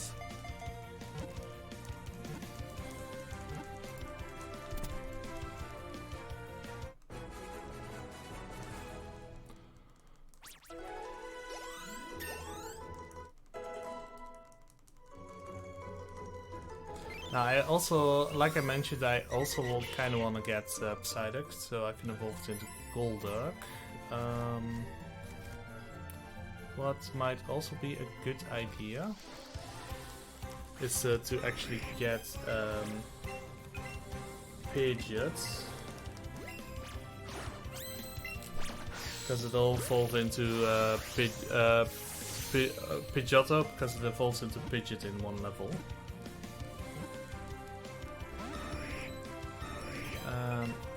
I am gonna play it a little bit safe, because I don't have that many Ultra Balls, and I want my Ultra Balls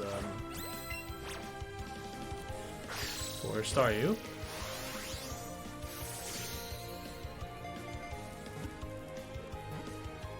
Because the thing is, problem I have is my matchup won't get a lot of levels to evolve from a Choke from here on. Slightly too many levels.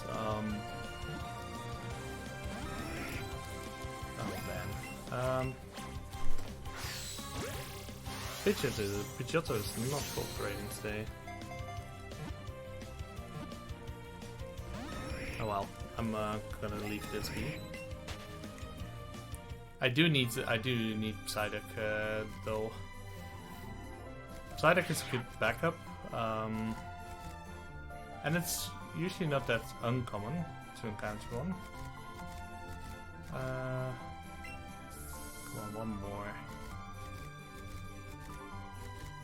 There it is. Psyduck is a nice one because Psyduck is relatively easy to capture.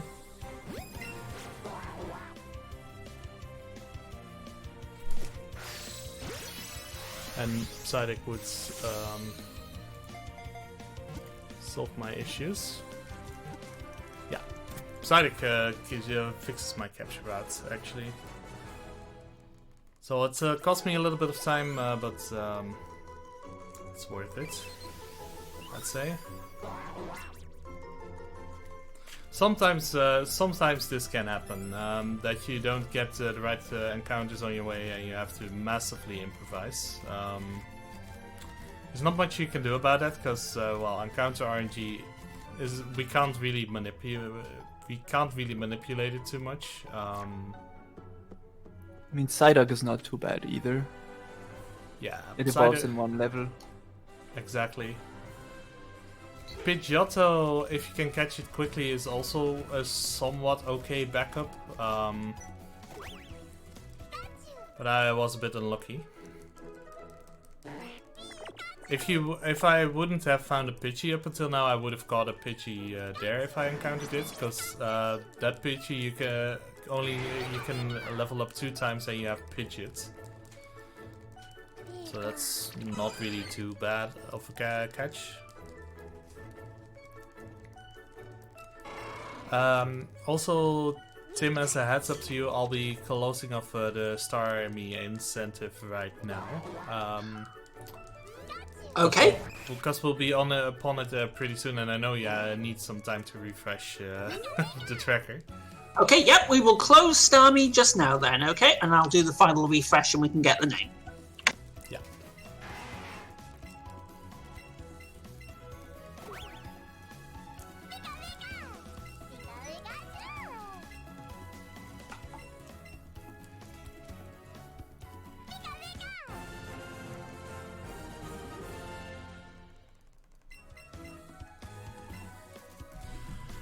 Now the thing is, we did manipulate the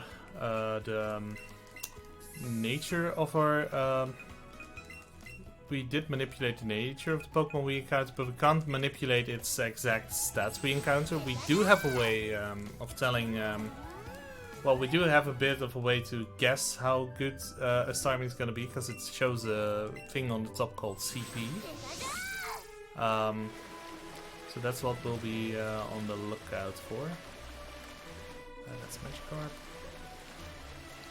Another Magikarp. That's Staryu. Let's see.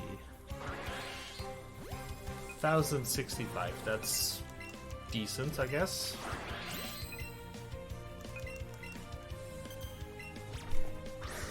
Thing is, on the water we only have 1 controller at our disposal, so we can't do 2 controller catches here. So, can I get a name, Tim? And indeed, the name for Starmie is going to be Squirtle with a capital S. Yes, okay, I can spell that. Okay, yep. If you need me to, just shout. Yeah, I have a little bit of time before that comes up, because I first get the evolution and then I have to reorder my party.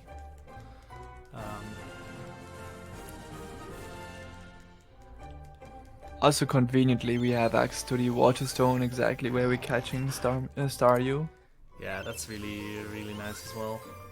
Also, if you see a Starmie, you should not catch it because it does not learn Psychic, which is a very useful move on its move pool. That's pretty. It's pretty essential. What I'm gonna do actually. I'm gonna be reordering my party a little bit.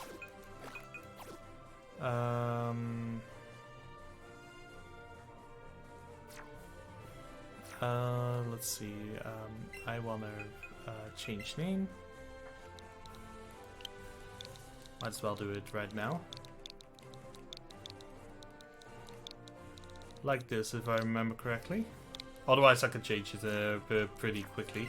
So, should be fine.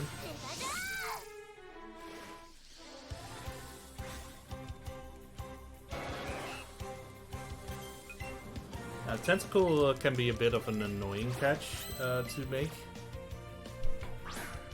Because it tends to move.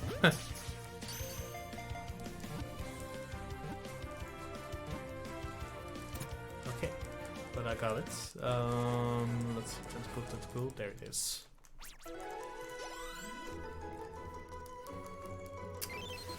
Now, I have a bit of a dilemma. Because I don't have any more room in my party. And I still have to catch one more Pokemon that I want to evolve. So what I might just do is I might just keep it out of my party and then pick up the Moonstone. I think that works. I think that works best. Unless I evolve something right now. Looks like I run out of balls. So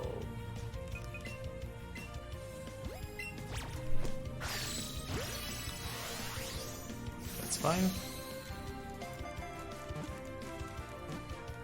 Now I need to remind myself to pick up the Firestone after Ted, because I need that for Arcanine. Well, unless I evolve, my Cubone evolves here. Does he evolve? Yes, he does. Okay, that solves the problem. Because now I can just swap in Grimer and I'll have my party for the rest of the catches, basically. That's really convenient, actually. I'll use the menu to set up my Starmie.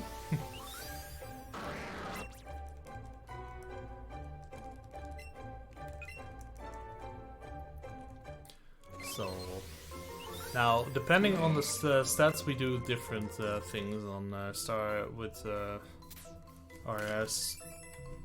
Staryu. That's probably not the fastest way, but oh well. First of all, we're gonna rare candy it a little bit. Let's see. Good speed, good special attack.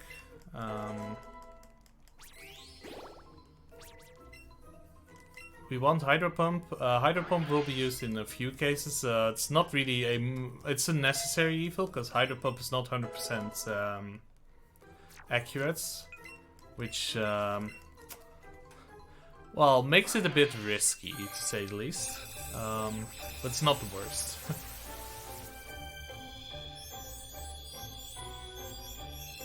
That's Psychic. Bubble Beam will be teaching Scald over it after Starmie is done evolving, and when I learn the move, I will also take the time to check its special attack specifically, because that's the nice thing about learning moves. It opens the stat screen. 116, 124. That is.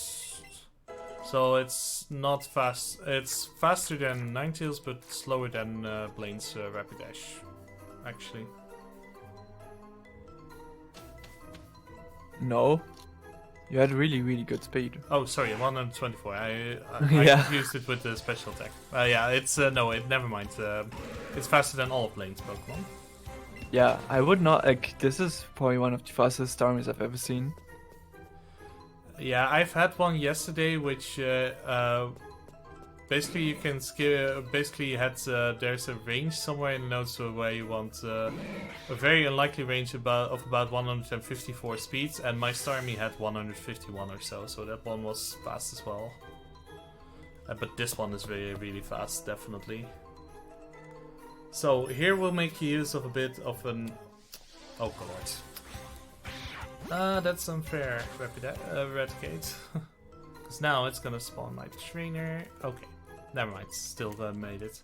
What you can do with the support trainer, you can walk it over to the trainer, to a trainer you will need to trigger. And then you walk into the trainer vision and it will only walk on up until the support trainer. So in that way you can get onto the good spot for movement. Now Doduo will be sacrificed here for the greater good. Basically to take the attack from Electrode. There is a very, very unlikely chance that Electrode will go for Star Me. That's happened to a few runners, I know. But it's yeah, it's very unlikely.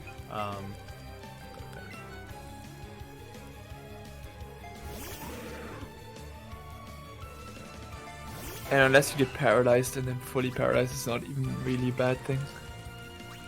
It's actually better because then you don't have to revive Doduo. Yeah, you want a lot of XP on Doduo, and I can't even revive Doduo with the new strats. Oh yeah, alright, forgot about that. And this is the Firestone I wanted to pick up. For Arcanine. So we got all the stuff we need to evolve the Pokemon for the remainder of the game.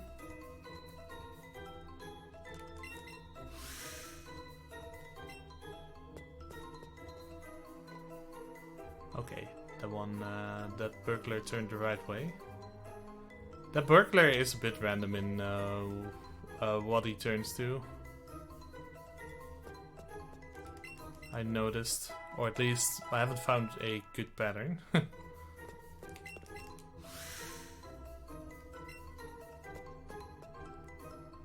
will have to wait for this rotator. There we go. Since I picked up the ether earlier, I can just skip this max elixir here and go for the secret key. And then X'd out.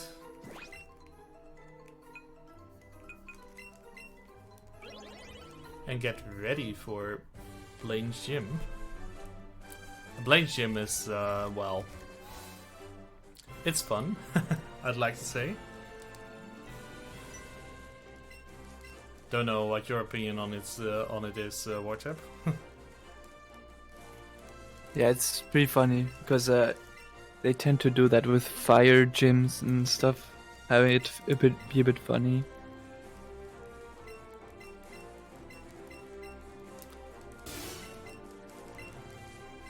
That was also a nice take on how they made the quiz in Gen 1 and Gen 3 in the remakes. Make it like a quiz show, it's pretty funny. Now, up until yesterday, my practice session of yesterday, I would tend to play the inputs very risky, but yesterday I actually hit the wrong option on one of them, which means I had to do an extra trainer battle. Oh yeah, that is very, very slow if you mess that up. I luckily had it on the second question, and that trainer only has one Pokemon, which you can kill in one Scald. So, I've never actually hit a trainer there. I don't even know what they have. The trainer I hit had Ninetales, I believe. The only problem with that Ninetales is it's a bit of a higher level than Blaine's Pokemon are. So it actually is a bit faster, even though I had a fast army. Ooh. Oh, that sucks because then you might probably not even always kill it because Ninetales special defense is pretty solid. Shellers. So Magmar confused me, but the Shellers Sable I received back in the SSN does the job really well of curing it. And now it's just basically mashing A to win. And yeah, you notice that this is the third gym we're actually fighting. So about 2 hours in, and we've only had 2 gym batches so far. We'll be rounding up the gyms rather quickly in the upcoming half an hour. Ah, there's Doduo's level up, so it'll evolve. Also means that Psyduck's probably not that far off either. Since at a similar level. Yeah, there it is. So that's Golduck coming up as well.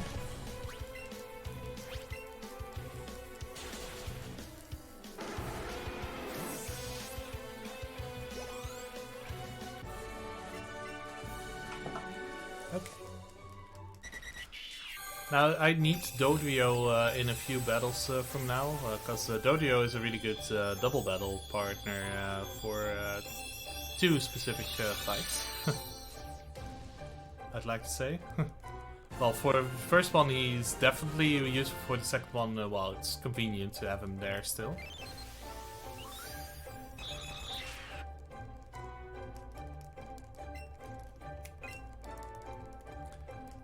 And I have to say, it's been a while since I've actually seen I've actually had to obtain Golduck in a Let's Go run. I don't have to go for evolving Psyduck that often. But in Yeah, the I end, usually catch it like on Route 6. yeah, whenever I catch Psyduck, I tend to catch it early. That's true for me as well. However, Psyduck and Golduck are both bonus captures on my Let's Go Pikachu routing.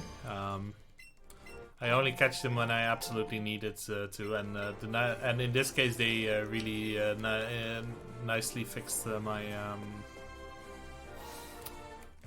catch route. So it was convenient to go for Psyduck there on the cycling road. Yeah, the rifle thinks we have 7 gym badges as well. Well, we only have 3. We're gonna quickly change that, because we'll be going to Vermilion City next. And Vermilion City, it's gonna be the Vermilion City gym, Lieutenant Surge. It's gonna be a real cakewalk because we have a Pokemon that's about 20 levels stronger than he is. So even though Can you do the puzzle properly though? It's gonna be a bit of an RNG thing, I presume. But, I mean, that puzzle has killed many runs in the past. Yeah, it's really awful. You know what? I'm just gonna YOLO it. I mean, I usually tend to play it straight to the point, so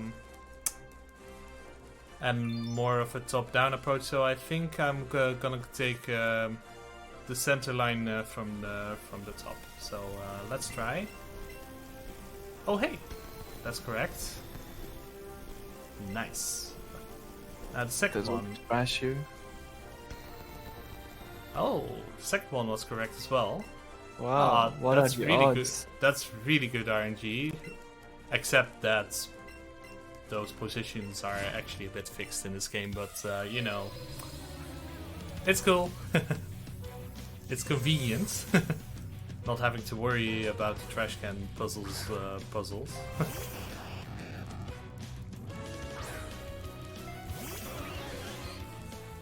Now the thing is, once we end this fight with Lieutenant Surge, we obtain the Thunderbolt TM, and Thunderbolt is a really nice move to have for Starmie, because it gives us some additional coverage. So once we get the Thunderbolt TM, we will teach it to Starmie, gonna heal it up, and then we'll head to Celadon City to fight Erica. And Erica is also gonna be a really quick fight. Yeah, Lieutenant Surge is really a cake walk.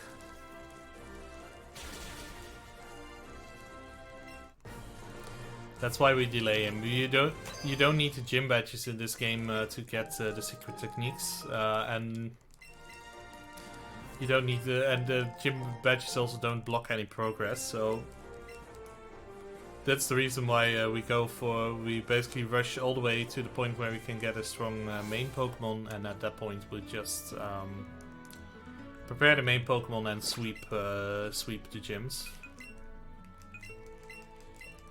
Also, Surge is not easy to beat with Pikachu. That or as Eevee well. for that matter. Yeah, There both was of- a way you before with Dig, but even that was pretty awful. You could die still, and we don't want to die. And it's also not faster. It's actually faster to just one-shot everything with the Starmie. Yeah. The next gym is gonna the next gym leader we fight is gonna be a similar thing. It's also gonna be a full round of one shots. However, the gym is gonna be a fun demonstration of how trainer fishing actually works in this game. Cause yeah, well, you'll see. It's a lovely example. Cause this gym actually has quite a number of trainers present in it.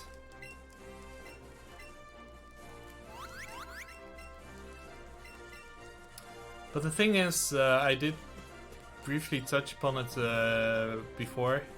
The vision of these trainers is very narrow, so they can only see in a very narrow line ahead of them. So if you stick to the bottom parts, they can't see you. So if you have proper movement, if you know to stick to the bottom of these paths, no trainer will see you. So we can skip all of the trainers in this gym, which is a bit sad if you ask me, because you know, it does get the challenge out of the gym, but it's convenient for the speedrun, obviously, because we don't need the experience. Oh, so what you mean is it's more challenging to press Psychic 5 times instead of 3? Yeah. Well, I mean, the moment we have to use additional psychics, we actually have to properly manage our PP a bit more. Actually not really, because Oh yeah, you use get free Psychic. heal, right? Yeah. Yeah. Yeah, I forgot about that. I sometimes I zone out. I sometimes zone out on these parts of the game. Because Yeah. this part is Usually really what not that happens with- challenge. Yeah, usually what happens with auto-scrollers. Yeah, it is. Also, I completely forgot to split on search.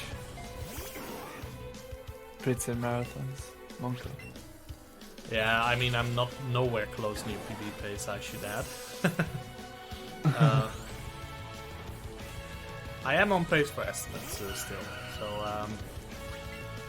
let's pray it keeps that way. So yeah, that was also a huge outrage when people learned that there were some gem requirements in order to enter, but most of them are just almost the same or are non-requirements really, as in Gen 1. Like, okay, Brock, yes, you need a grass Pokemon. That is fine. That is okay, I admit that. That is different. But Misty, everyone will have a level 15 Pokemon.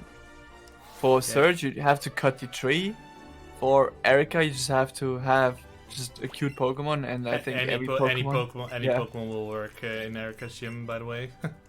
Yeah, for Sabrina, you have to have level 45 Pokemon, and at that point of the game, you should have one anyway.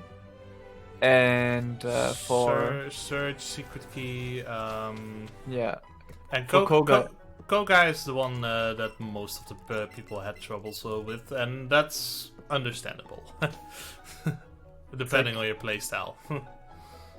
yeah, exactly. So it's really just 2 gyms, and then the last gym you just need 7 badges, which is exactly the same as Gen 1. So it's like, it's really not that big of a deal, IMO.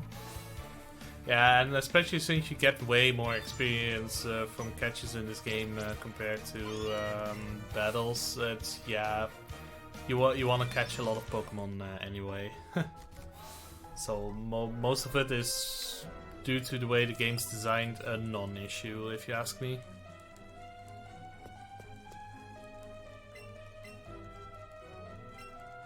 So yeah, Dodrio is gonna see some use here, because we'll actually need to fight Blue.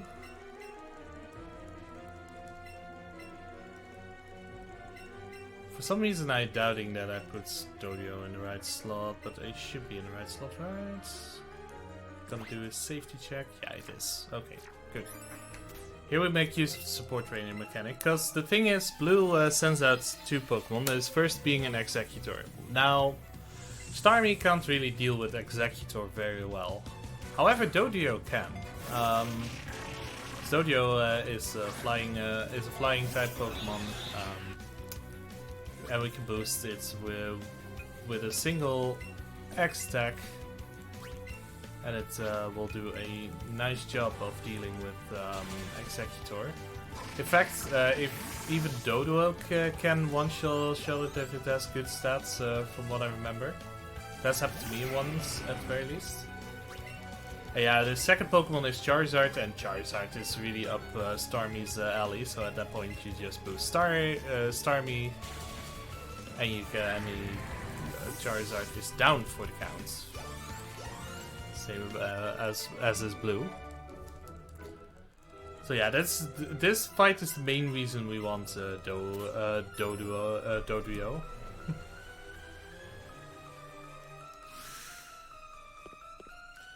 Now there's another fight upcoming, and the upcoming fight is also a double battle, but not where we use our own support trainer, but where we actually have a double battles partner in the form of our rival against Archer and his Rocket Grunt. Now this battle is a bit of an RNG fest, because several things can happen in this battle, and depending on the outcomes it's either really slow or it can go down really fast. This fight sucks. Probably the worst fight of the entire game. I still think the champion fight is the worst fight. But we'll get to that. Just don't get crit. Yeah, let's say that to my practice attempts yesterday. Okay, Muk used Protect, which is not as good, but Electrode used Self-Destruct, which is a little bit better, I'd say.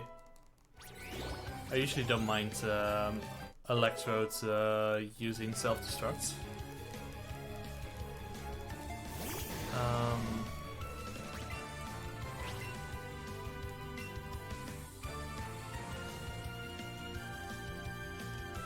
I saw Tentacle getting a level up. Also, this fight is really slow because it has to not only manage 4 sets of graphics, but also 3 sets of AI. So this fight, you see the game thinking of what to do here.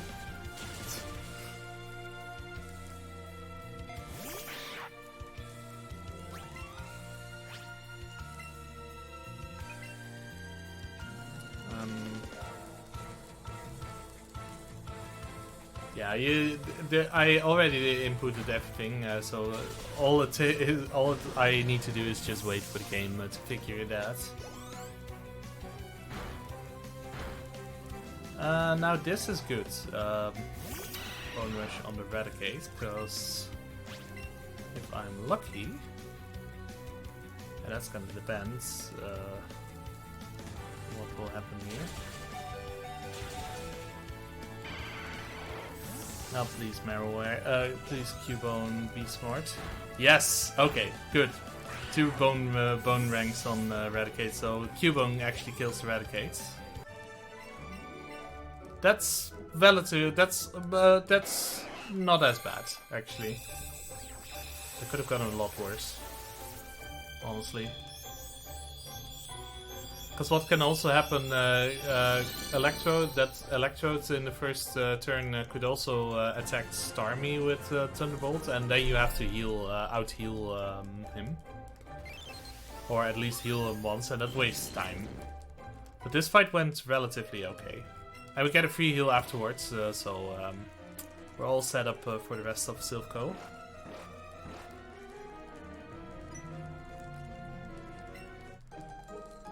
But that fight can easily cost you another half a minute to a minute or so if you're really unlucky. And they can also outright kill Starmie if you get bad rolls.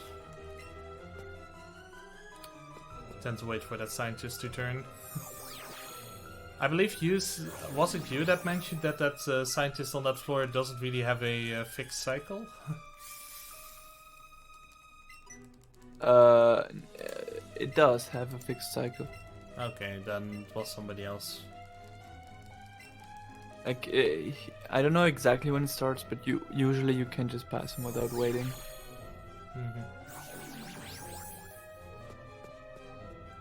I've also had it happen. I've had it happen that scientist turns around earlier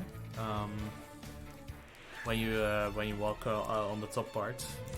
So there is some randomness involved in there, but I don't know what's exactly causing it. So I tend to take it a bit safe at that scientist. Just wait for him to turn around.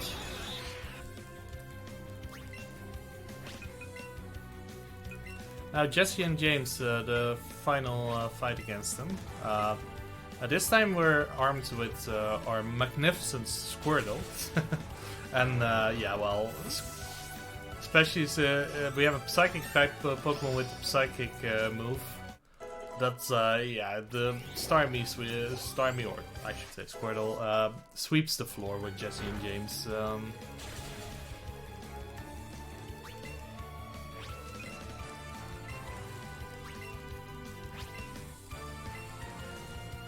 And Weezing went for Dodrio, so Starmie, I don't need to heal Starmie, that's nice.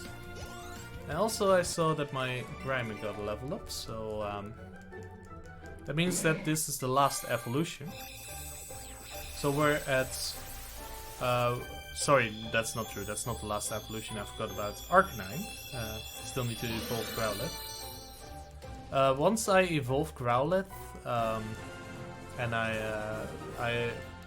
I obtain 2 more gift Pokemon, we are at 50 Pokemon and we can enter Goka's gym. But now after this, after we fight the next fight, we're not gonna go to Goka's gym just yet, because we have a shopping trip to do and another gym to fight in.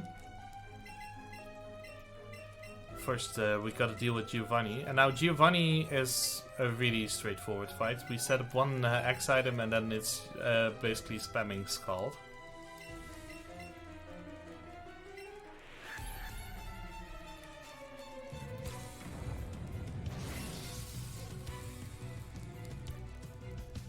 And I'm looking a bit puzzled at my splits, because I have my splits open on my end, and I am saving time compared to my PB on this split, so I don't know what the hell happened on my PB here, but probably wasn't any good. Probably evolve more things. Gonna save like 30 seconds, so that's one evolution. I usually tend to get 2 evolutions on the split, and I got both Tentacle and Grimer here, so I actually got both evolutions on the split as my PB did. I might have gotten a really bad Archer fight.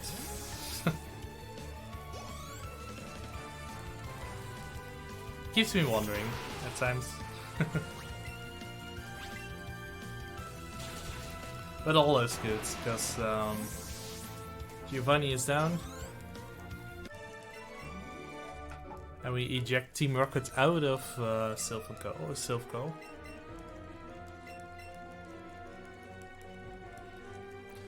Now the thing is, we do need to talk to the chairman of Silphco here to obtain the Master Ball. He won't let us leave the room otherwise.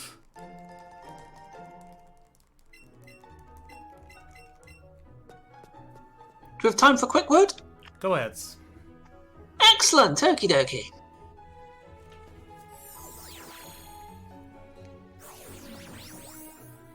Just like to thank everyone for watching the United Kingdom Speedrunner Gathering. Normally we are a 2-day speedrunning marathon held 4 times a year in Glasgow, Scotland. But due to the situation with COVID-19, we're bringing you 3 days of exciting speedruns from the comfort of our own homes to yours. We are raising money to support Crisis, who are a charity supporting people out of homelessness for good. And they achieve this through education, training and support with housing, employment and health.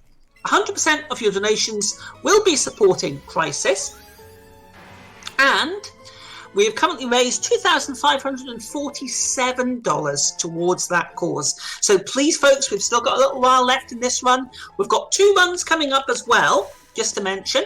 After this run, in fact, 3 technically, because after this run we've got Argic going to be running Sonic the Hedgehog 4 Episode 2. We've also got Episode Metal, which was an incentive that's already been met. And finally, for the final run of the evening, we have Hypnotic Streams going to be running Sega Sonic the Hedgehog. And there is a donation bid war for that category. And it's choosing between Mighty the Armadillo, Ray the Flying Squirrel, or Sonic the Hedgehog. And currently, Ray the Flying Squirrel has a $340 to regards Mighty's 20 and Sonic's 5. So it looks like Ray is running away with it at the moment, but there's still plenty of time to change that if you wish to see it change. It sounds like an exciting bid war. Let's see. Here we do the last shopping trip of the game. After this, we're done with our shopping.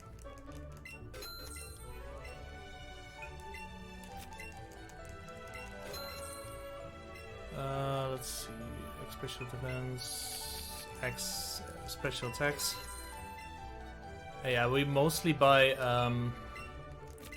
them in multiples of 11, 21s or 31s because it's easier to menu. I mean, 23 hyper potions is more than we'll ever need. Okay, so what I'm gonna do now, I'm gonna deviate a little bit from the notes by actually doing the evolution here for Arcanine, and I'll set up my X items and healing items the right way already. I prefer having the X items already in the right order for Sabrina. It's slightly slower. It's not too much of a difference really. It's a bit of a preference thing. Let's see. So now we can deposit everything from a party and just leave our Squirtle and our Rapidash, because we do still need a right Pokemon. Let's see. I want that there. I want that there, and that there. Okay. And we'll do this one for good measure as well. We'll get to Sabrina's gym. Now, Sabrina's gym, like March had mentioned before, requires a level 45 Pokemon to enter. Well, now, that's a rather easy requirement since we already leveled up our Star U to level 45 earlier. And it's already 46, even 46 right now. Now, they gave Sabrina's gym a little bit of an overhaul, but really not too difficult. And since we got the proper 2D movement, we can easily dodge the spinners. Makes them really trivial in this game, whereas in Gen 2 and Gen 1 and Gen 3, yeah, they really can give you a lot of trouble. Since you can only move in straight lines, left, right, to top, down, top, right, yeah. Okay.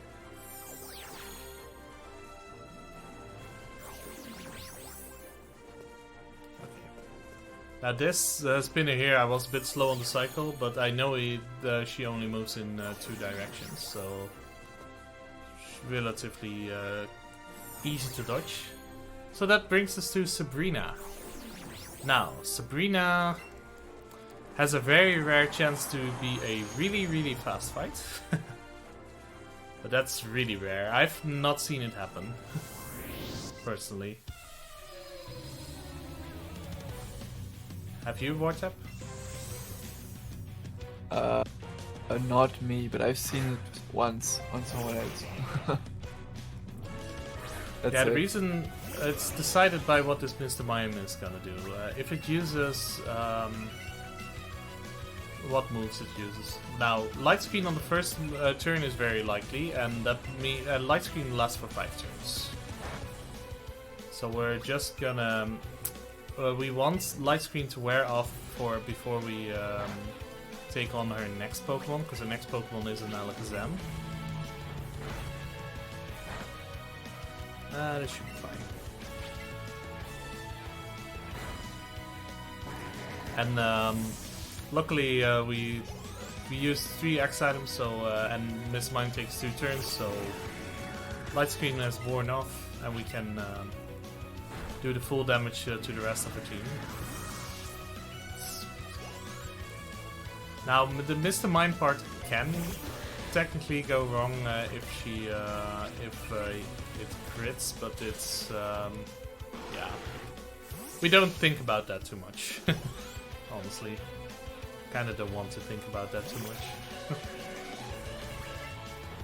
This is actually going really well.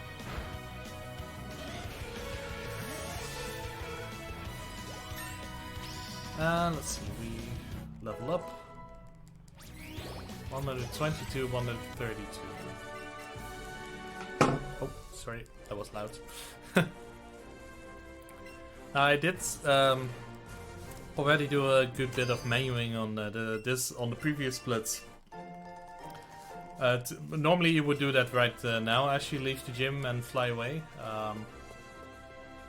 But I've already done a bunch of the menu.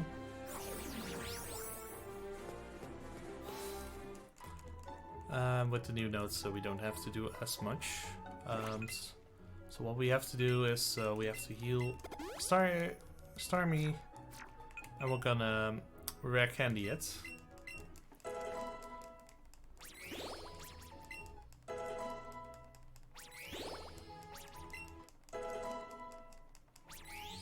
$34 and $40. 134 special attack. That's actually pretty good.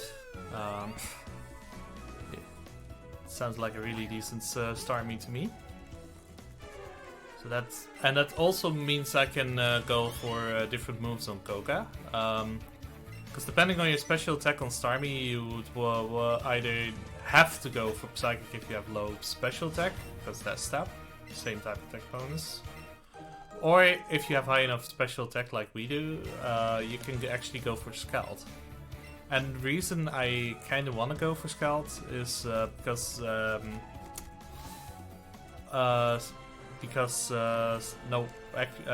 Scald you have more PP off, and I noticed I did make a mistake in the previous sentence. The reason why Psychic is a guaranteed way of killing the Pokemon is because you have a type advantage with Psychic.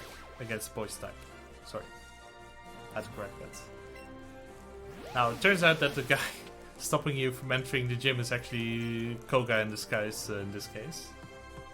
This gym has a bit of a puzzle going on with the invisible walls, just like its previous incarnations. Except that they now appear every now and then through the form of mist, I'd like to say. Problem with actually all of the Pokemon we fight in this gym is that they have to move Protect. And Protect just wastes PP and time. Oh wow. Actually gonna heal that.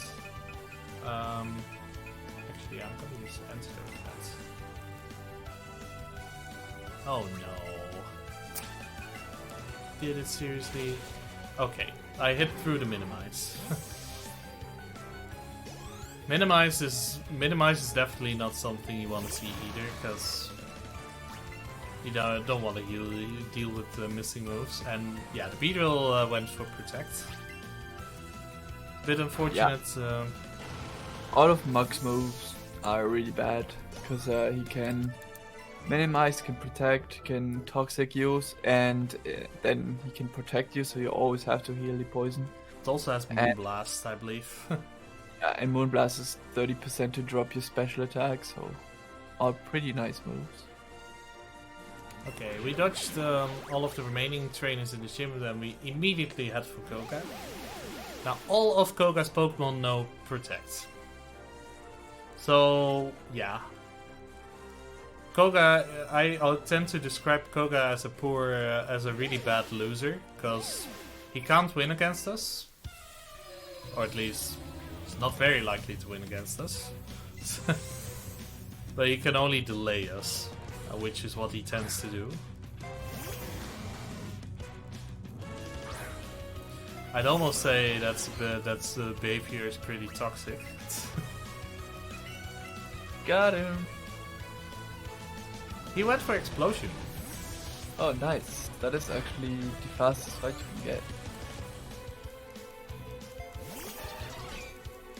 I've never seen him go for Explosion, actually. It is extremely rare. He has to roll a crit with that first. Yeah, because with a crit he can actually kill you. Yeah. Yeah, okay, that makes sense.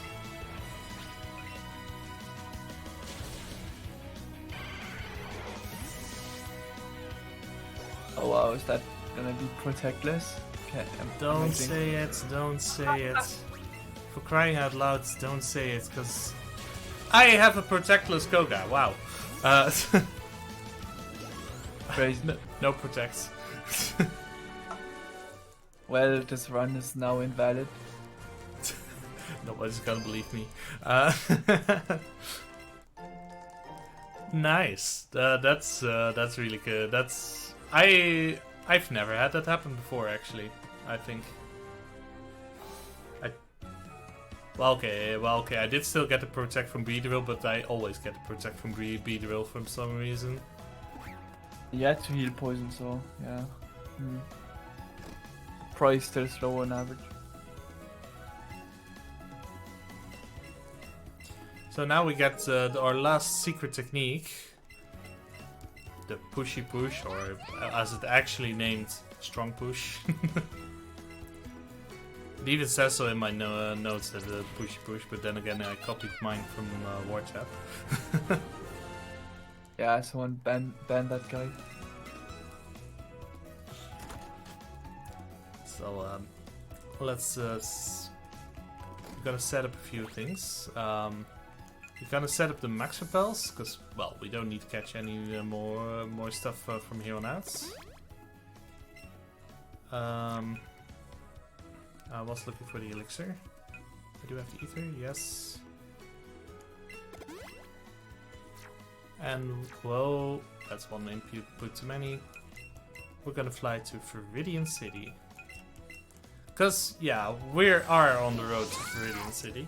Cause that's our last gym we need to battle. A little bit of optimized movement, shoutouts to WarTap for mentioning to me, if you stay to the top of the screen, your rifle won't walk all the way down. Good, right? Thank you for that 4-second time save. I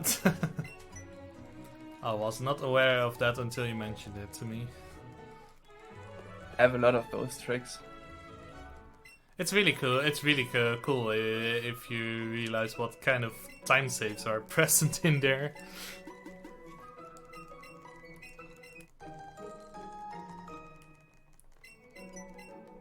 Yeah, but blue gives us all the stuff we need to Mega Evolve Pokemon.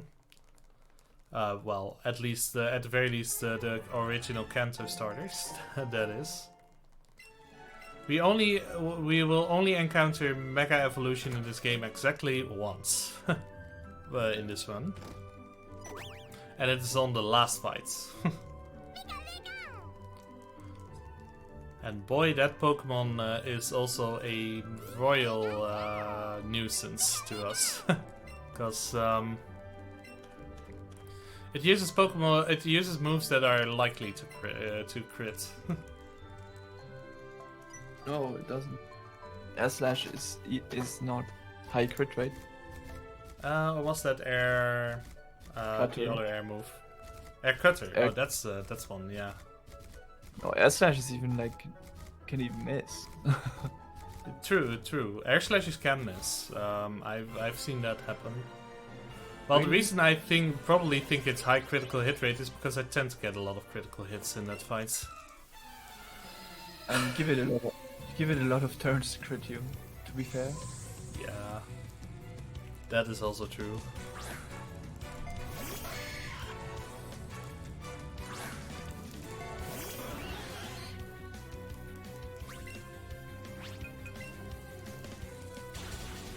To be fair, if you compare the champion fight to the fight before it, the Lance fight,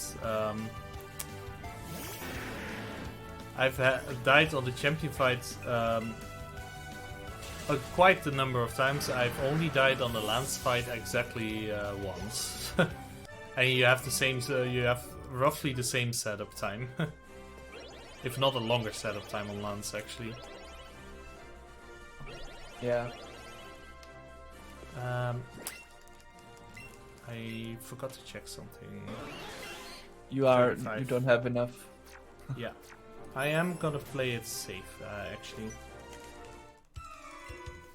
What is this? Yeah, I'm gonna be a weenie here. Disappointed. I am majorly disappointed. Yeah, the problem is you would want to go for Hydro Pump here. Problem with Hydro Pump is that it's not 100% accurate, and so if you miss, well, Nidoking has Mega Horn, a bug type move, and that Nidoking can kill you. So this fight is definitely not without risk. Calling in the support trainer really makes this fight free, because she can just set up an X special attack and go for Scald.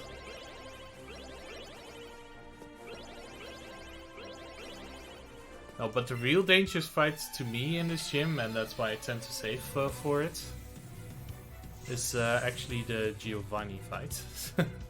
Spoilers, please. Excuse me, I just spoiled a game that has been out for 25 years or so.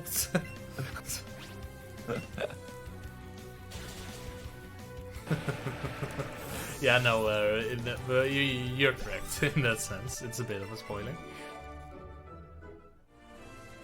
Also, can't you actually read it from the gym statues? You could in the original game. What do I know? Do you really think I'm reading?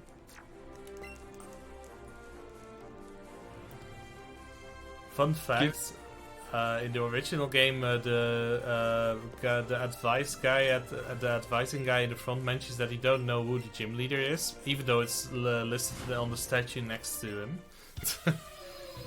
which is also pretty hilarious.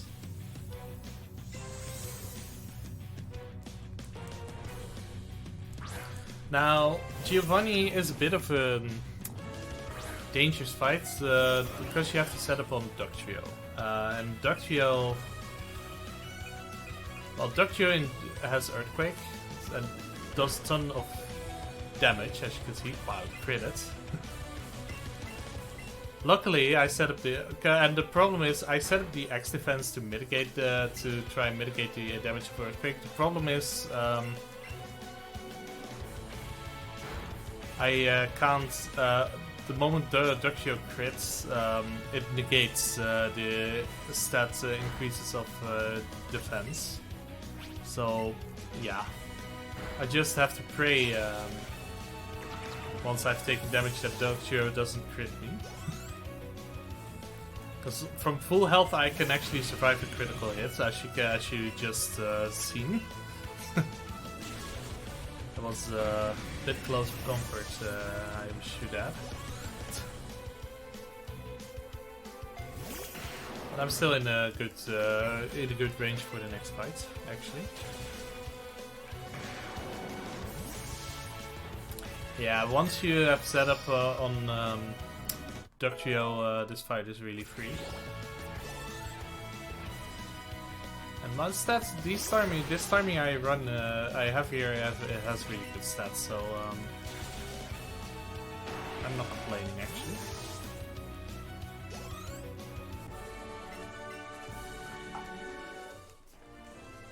Also don't need to heal for the rival fights.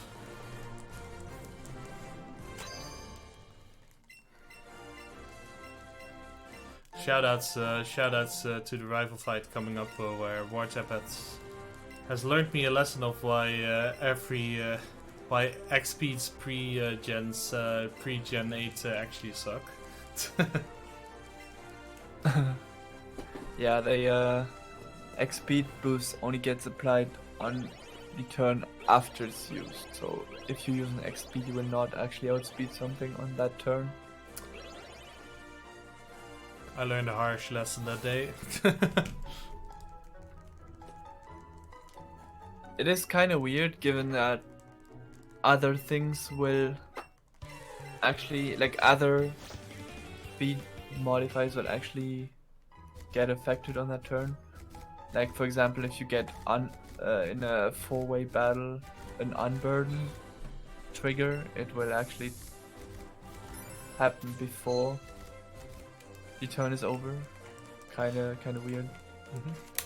Now the rifle battle here is also a battle where we use our support trainer, because this is a battle where the difficulty quote-unquote increases as the battle progresses, so you can apply the X items as the battle progresses, and that's really cool. That makes the double battle relatively quick. In the Eevee version, you have the potential to do an even quicker battle if your Starmie is fast enough. It's a bit more risky. A bit. It's awful. I've actually managed to pull that one off once. I'm not gonna lie, that felt really cool when that happened. Now this is the part in the battle where I have to apply an X-Speed. Thanks for teaching that to me. It's actually in my notes, always X-Speed on the second Pokemon.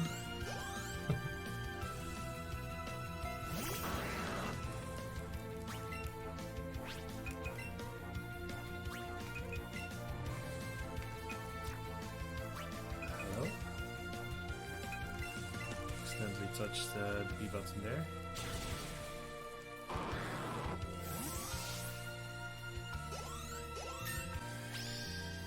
Starmie's a fast Pokemon, but it's not faster than Jolteon.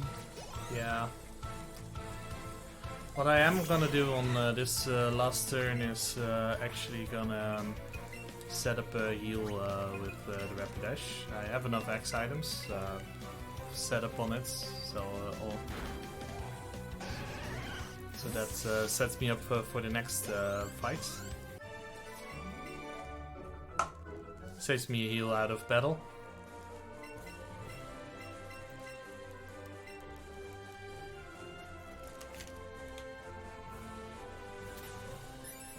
Now the thing if you are on a right Pokemon and you press A, you get a text message appearing.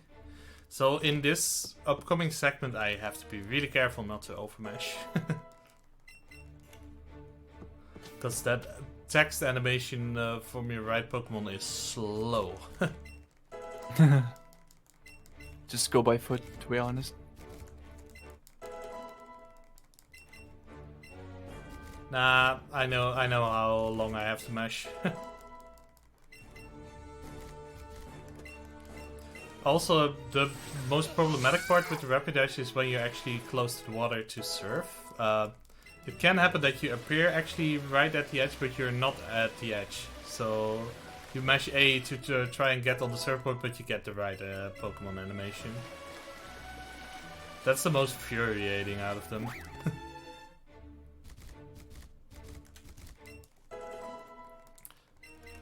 So yeah, we picked up Strong Push a little while back. We're gonna put it to good use in Victory Road, actually.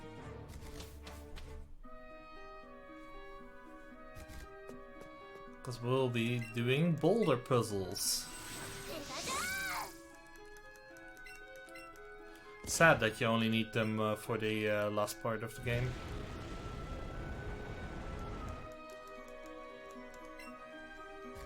I don't know, it takes way too much time to be sad for me.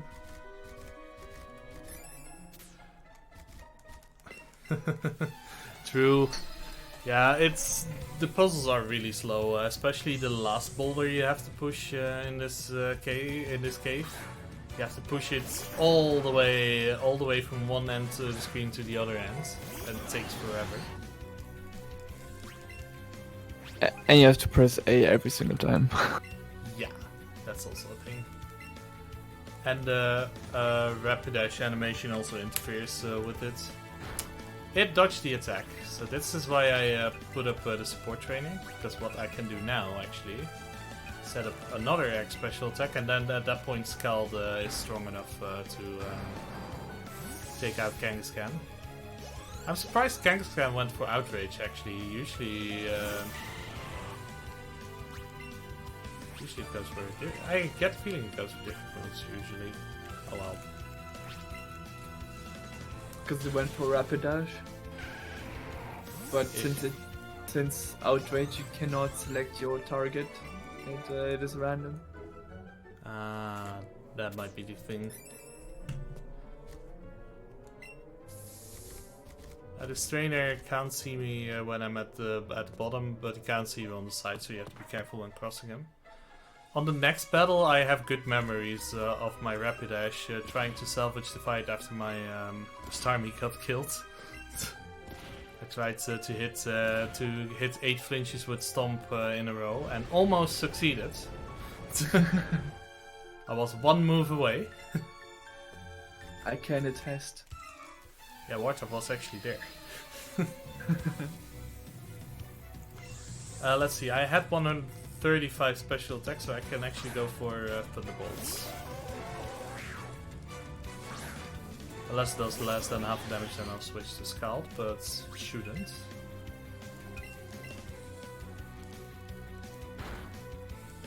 The most annoying thing Hypno can do here is actually use moves that put you to sleep. Or, if you're on low health, critical hit you. But otherwise, this fight is really not that big a deal. And this Slowbro is actually what I tried to hit the 8 flinches in a row on with the Rapidash. And you have to hit all of those, because Slowbro well, has a big type advantage against your Rapidash.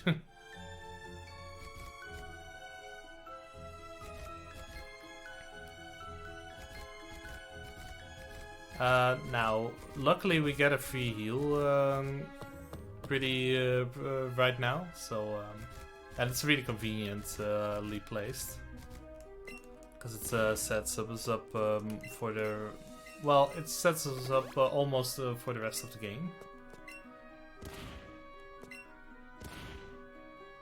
At least in terms of PP, we only have to use one PP item from this point on. That is, if we manage to do a bit of a trainer skip coming up. Oh, hang on. How did that happen? Whoops. Apparently that counted as stalking from the bottom. Okay. I did overshoot it a little bit.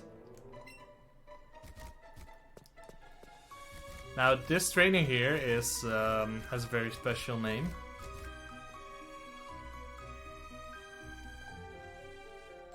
I'm not gonna ask her to play Despacito this time. Right, Wartep? That's very sad.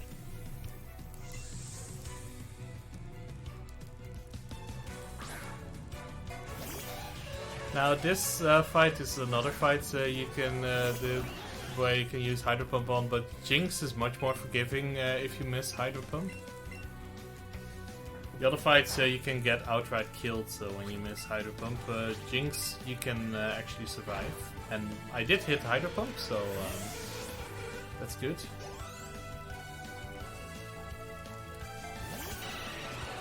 Yeah, the most dangerous past the most dangerous uses of Hydro Pump. So from this point on we have the not as dangerous uses. And we have 139 special attack, and that's really good. Because that allows me to go for Scald on Lorelei's Jinx, actually. I'd say that's a good thing.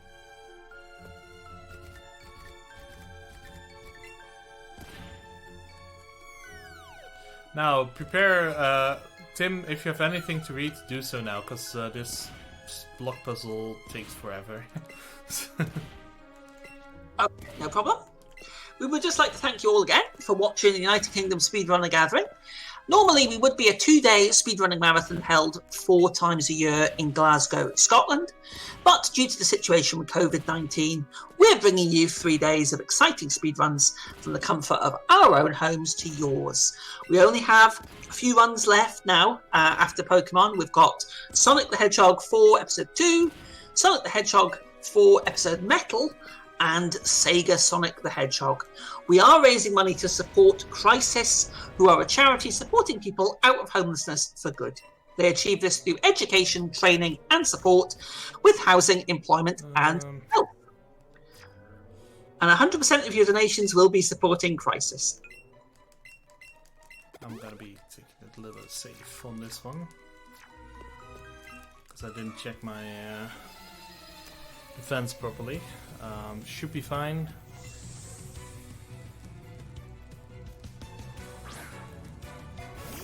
Because Lickitung, you have to set up a Lickitung, and Lickitung uses Power Whip, which is a grass type move, so it does a good bit of damage to us. So that's why I prefer to take it a little bit safe, because it's the last hurdle for this cave.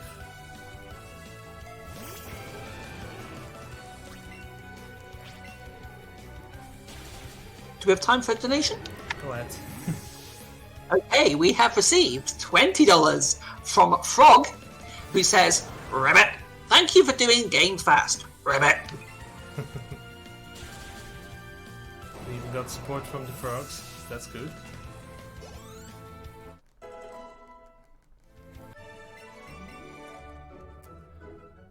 Pokemaniacs look so derpy.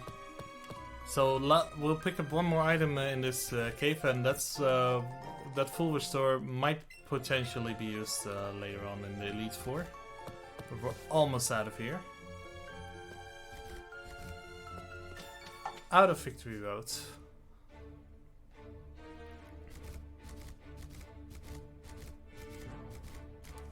Get a little bit of an adorable cutscene with our starter Pokemon here.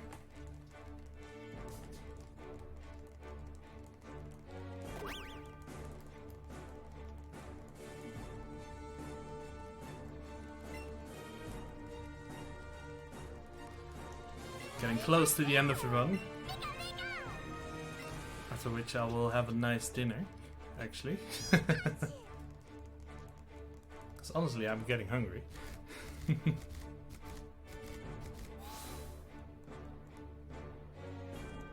First of all, gonna heal real quick. Now, Lorelei is a pretty safe fight, I'd like to say. Especially with the special attack that we got, that I got.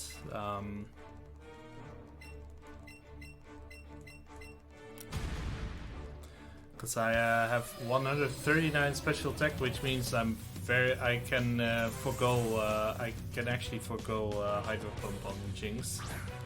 That's a very likely range to hit, and it's a bit more. Yeah, it's more likely to get the range than hit Hydro Pump. And Lorelei can't, and their Dewgong can't really do much damage to us. Jinx also can't do too much to us, even if we would not hit range or miss Hydro Pump. That is if we would have gone for a Hydro Pump. Lapras, if you have low special attack, is also a range, but at the special attack I'm at, it's not a range.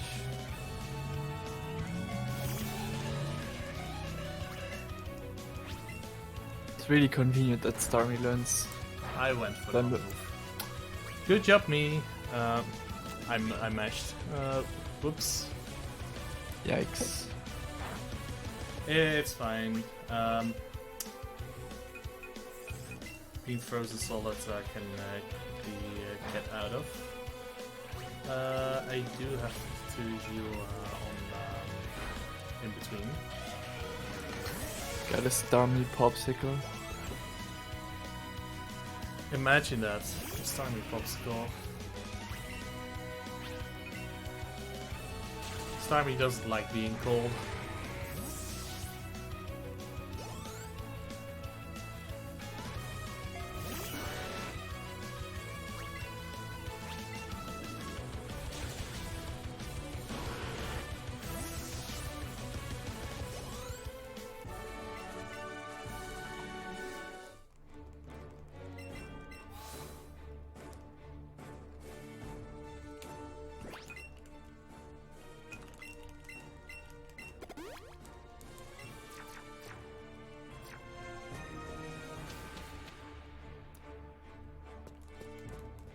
Only 3 fights to go.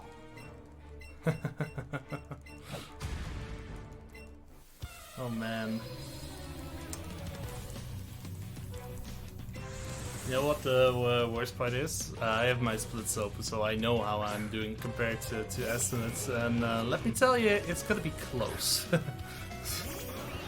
As it stands now. Does that mean we're gonna play risky? Nah, the problem is if I play risky and if something does go wrong, I'll go... I could go minutes over, because I basically have to redo the entire Elite Four. No risk, no fun, dude.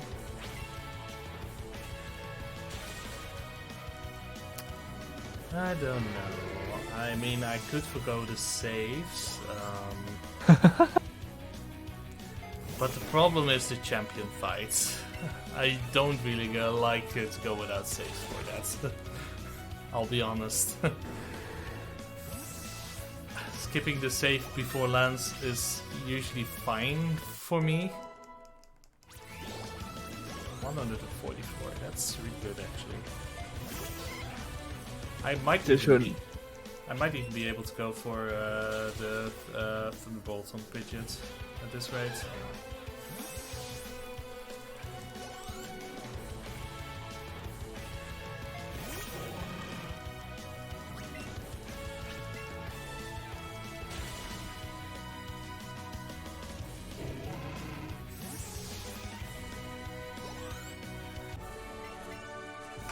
You know what?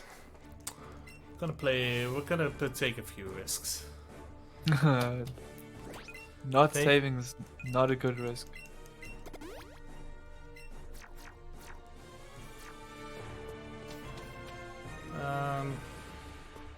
I guess you have Rapidash, but yeah. Still. I do have Rapidash, yeah. But I don't have Revive, so... Oh, yeah. Yeah, what are you doing then? I think I think you should skip full restore here. Depends. And then hope for power of love. I'll see what I'll get after the X special. I broke through paralysis. Let's go. Nice. So I can go for X speed on Weezing. And then just end it from there. I should be fine. Yeah, that is the better fight you can get. This is this is one of the best scenarios. Breaking out of. Ooh, Weezing did paralyze me. That's unfortunate. I'll go for full restore. Don't do that again. Thank you very much. Went for Thunderbolt again, but this time it didn't paralyze. I mean, this about breaks even compared to having to use full restore on Arbok. And I'm out of range for quick Golbat's quick attack. Or at least I should be out of range. With this amount of... yeah, I didn't get crunch, so I should be out of range. What am I saying? Should also be fine for lands in terms of ranges. Yeah, now just don't use the ether on the wrong move, and we're good. Yeah.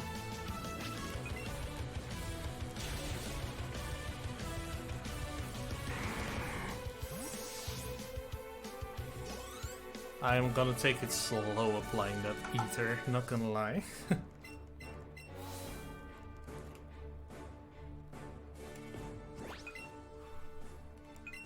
Let me first get that ether out of the way. There we go. Psychic. And restore that. You know what? Fine. I'll do a safety save.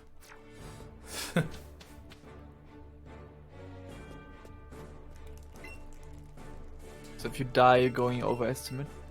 Nice. I don't need to die to go overestimate as it stands now. Oh yeah, rip. But if I don't die from here on out, I won't go too far overestimate. Just say it's time after champion is done. Ah. I mean...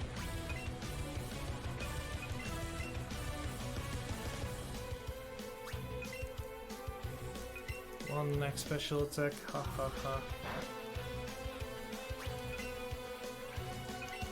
2. Oh, it avoided Hydro Pump. Nice! Lance never misses Hydro Pump for me. Oh, and it went for Hyper Beam on my last special, so I can actually set up Hyper Potion on my Starmie, so I don't need to heal in between the fights. That's really good. I mean, if you're saving, I think it's faster to just heal outside. Outside the battle, yeah. Because Yeah. you're. I think I'm not sure. I'm not actually sure. It's. I think it's about even. If I have to think about it, it's 1 or 2 inputs at most. It's not really. It takes longer to think about what's faster than doing either of them, I think.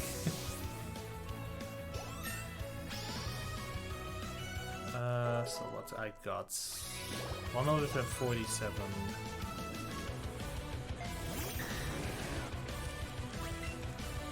Also, I think you should pet the Pikachu if you're going overestimate anyway.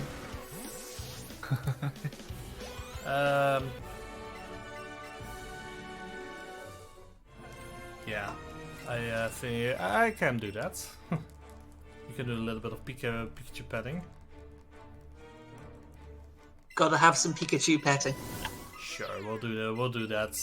And I think it's a lot faster to do now instead of waiting through the credits. So that's for sure.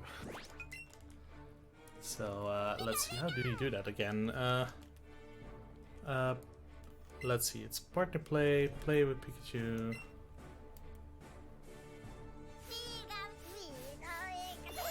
There we go, some Pikachu pets. So cute. Oh shoot, I should also do another thing. Nah, it doesn't matter what I'm thinking. At this point I don't mind if Rapidash joins the Hall of Fame or not. Oh shit. Cutscene skip. So, in my opinion, the most annoying fight of all. And that's mostly because of his Pidgeot.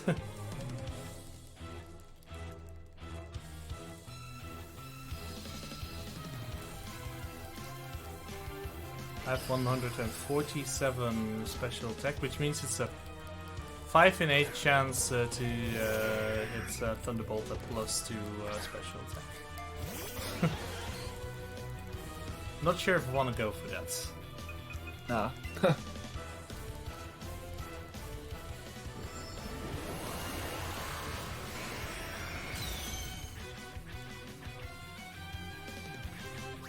Oh wow, it missed. It's a good start. That is definitely a good start.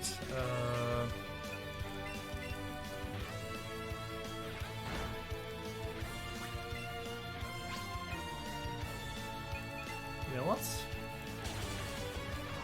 Oh my god. Holy shit.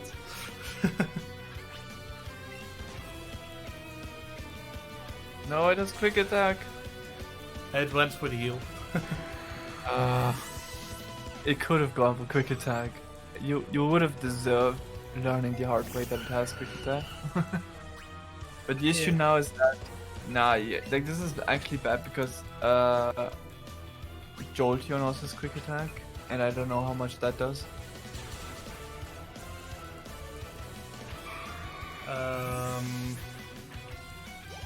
It does less, but I don't know how much less. And you cannot live one of its attacks, so you have to... I would call for help on Rapid Dash or something. It went for quick attack, nice.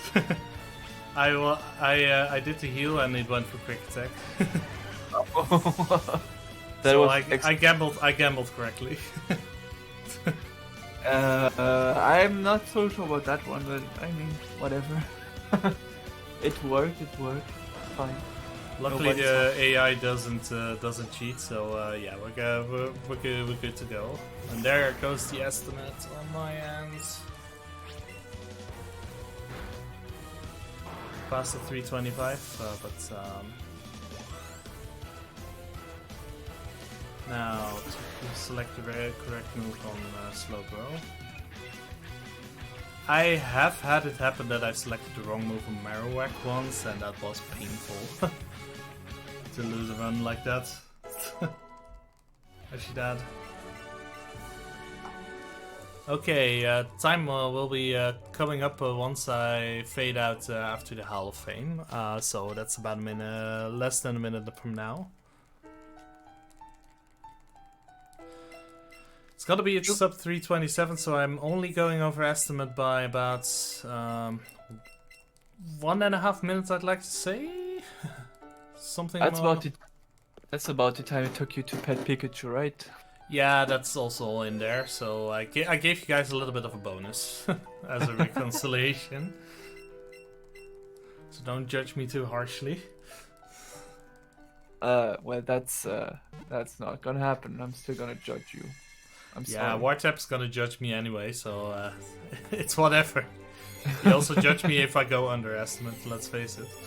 Yeah, that's right. But yeah, that's Let's Go Pikachu for you all, and well, time is coming up right about now. GG. 326.28 on my end. Any shout out spots? Shout out to my great co-commentator Wartap. He did an amazing job routing for this game and other Pokemon games, I should add. He also did a lot of routing for Pokemon Swords, Alpha Sapphire, Pokemon X, I believe, the Pokemon Sun, Pokemon Moon, Ultra Sun, Ultra Moon. So yeah, definitely give this guy a follow. He deserves it. I do. Yeah, you do. I would like to shout out to the Pokemon speedrunning community. They'll get through the tough times, and they have some really amazing people in them, definitely. And I want to thank UKSG for having me. Was a pleasure to do this one. It was an absolute pleasure to see it. Thank you so much again to Boxmeister and to Wartap. That will be us moving on to the next one very shortly. So we're going to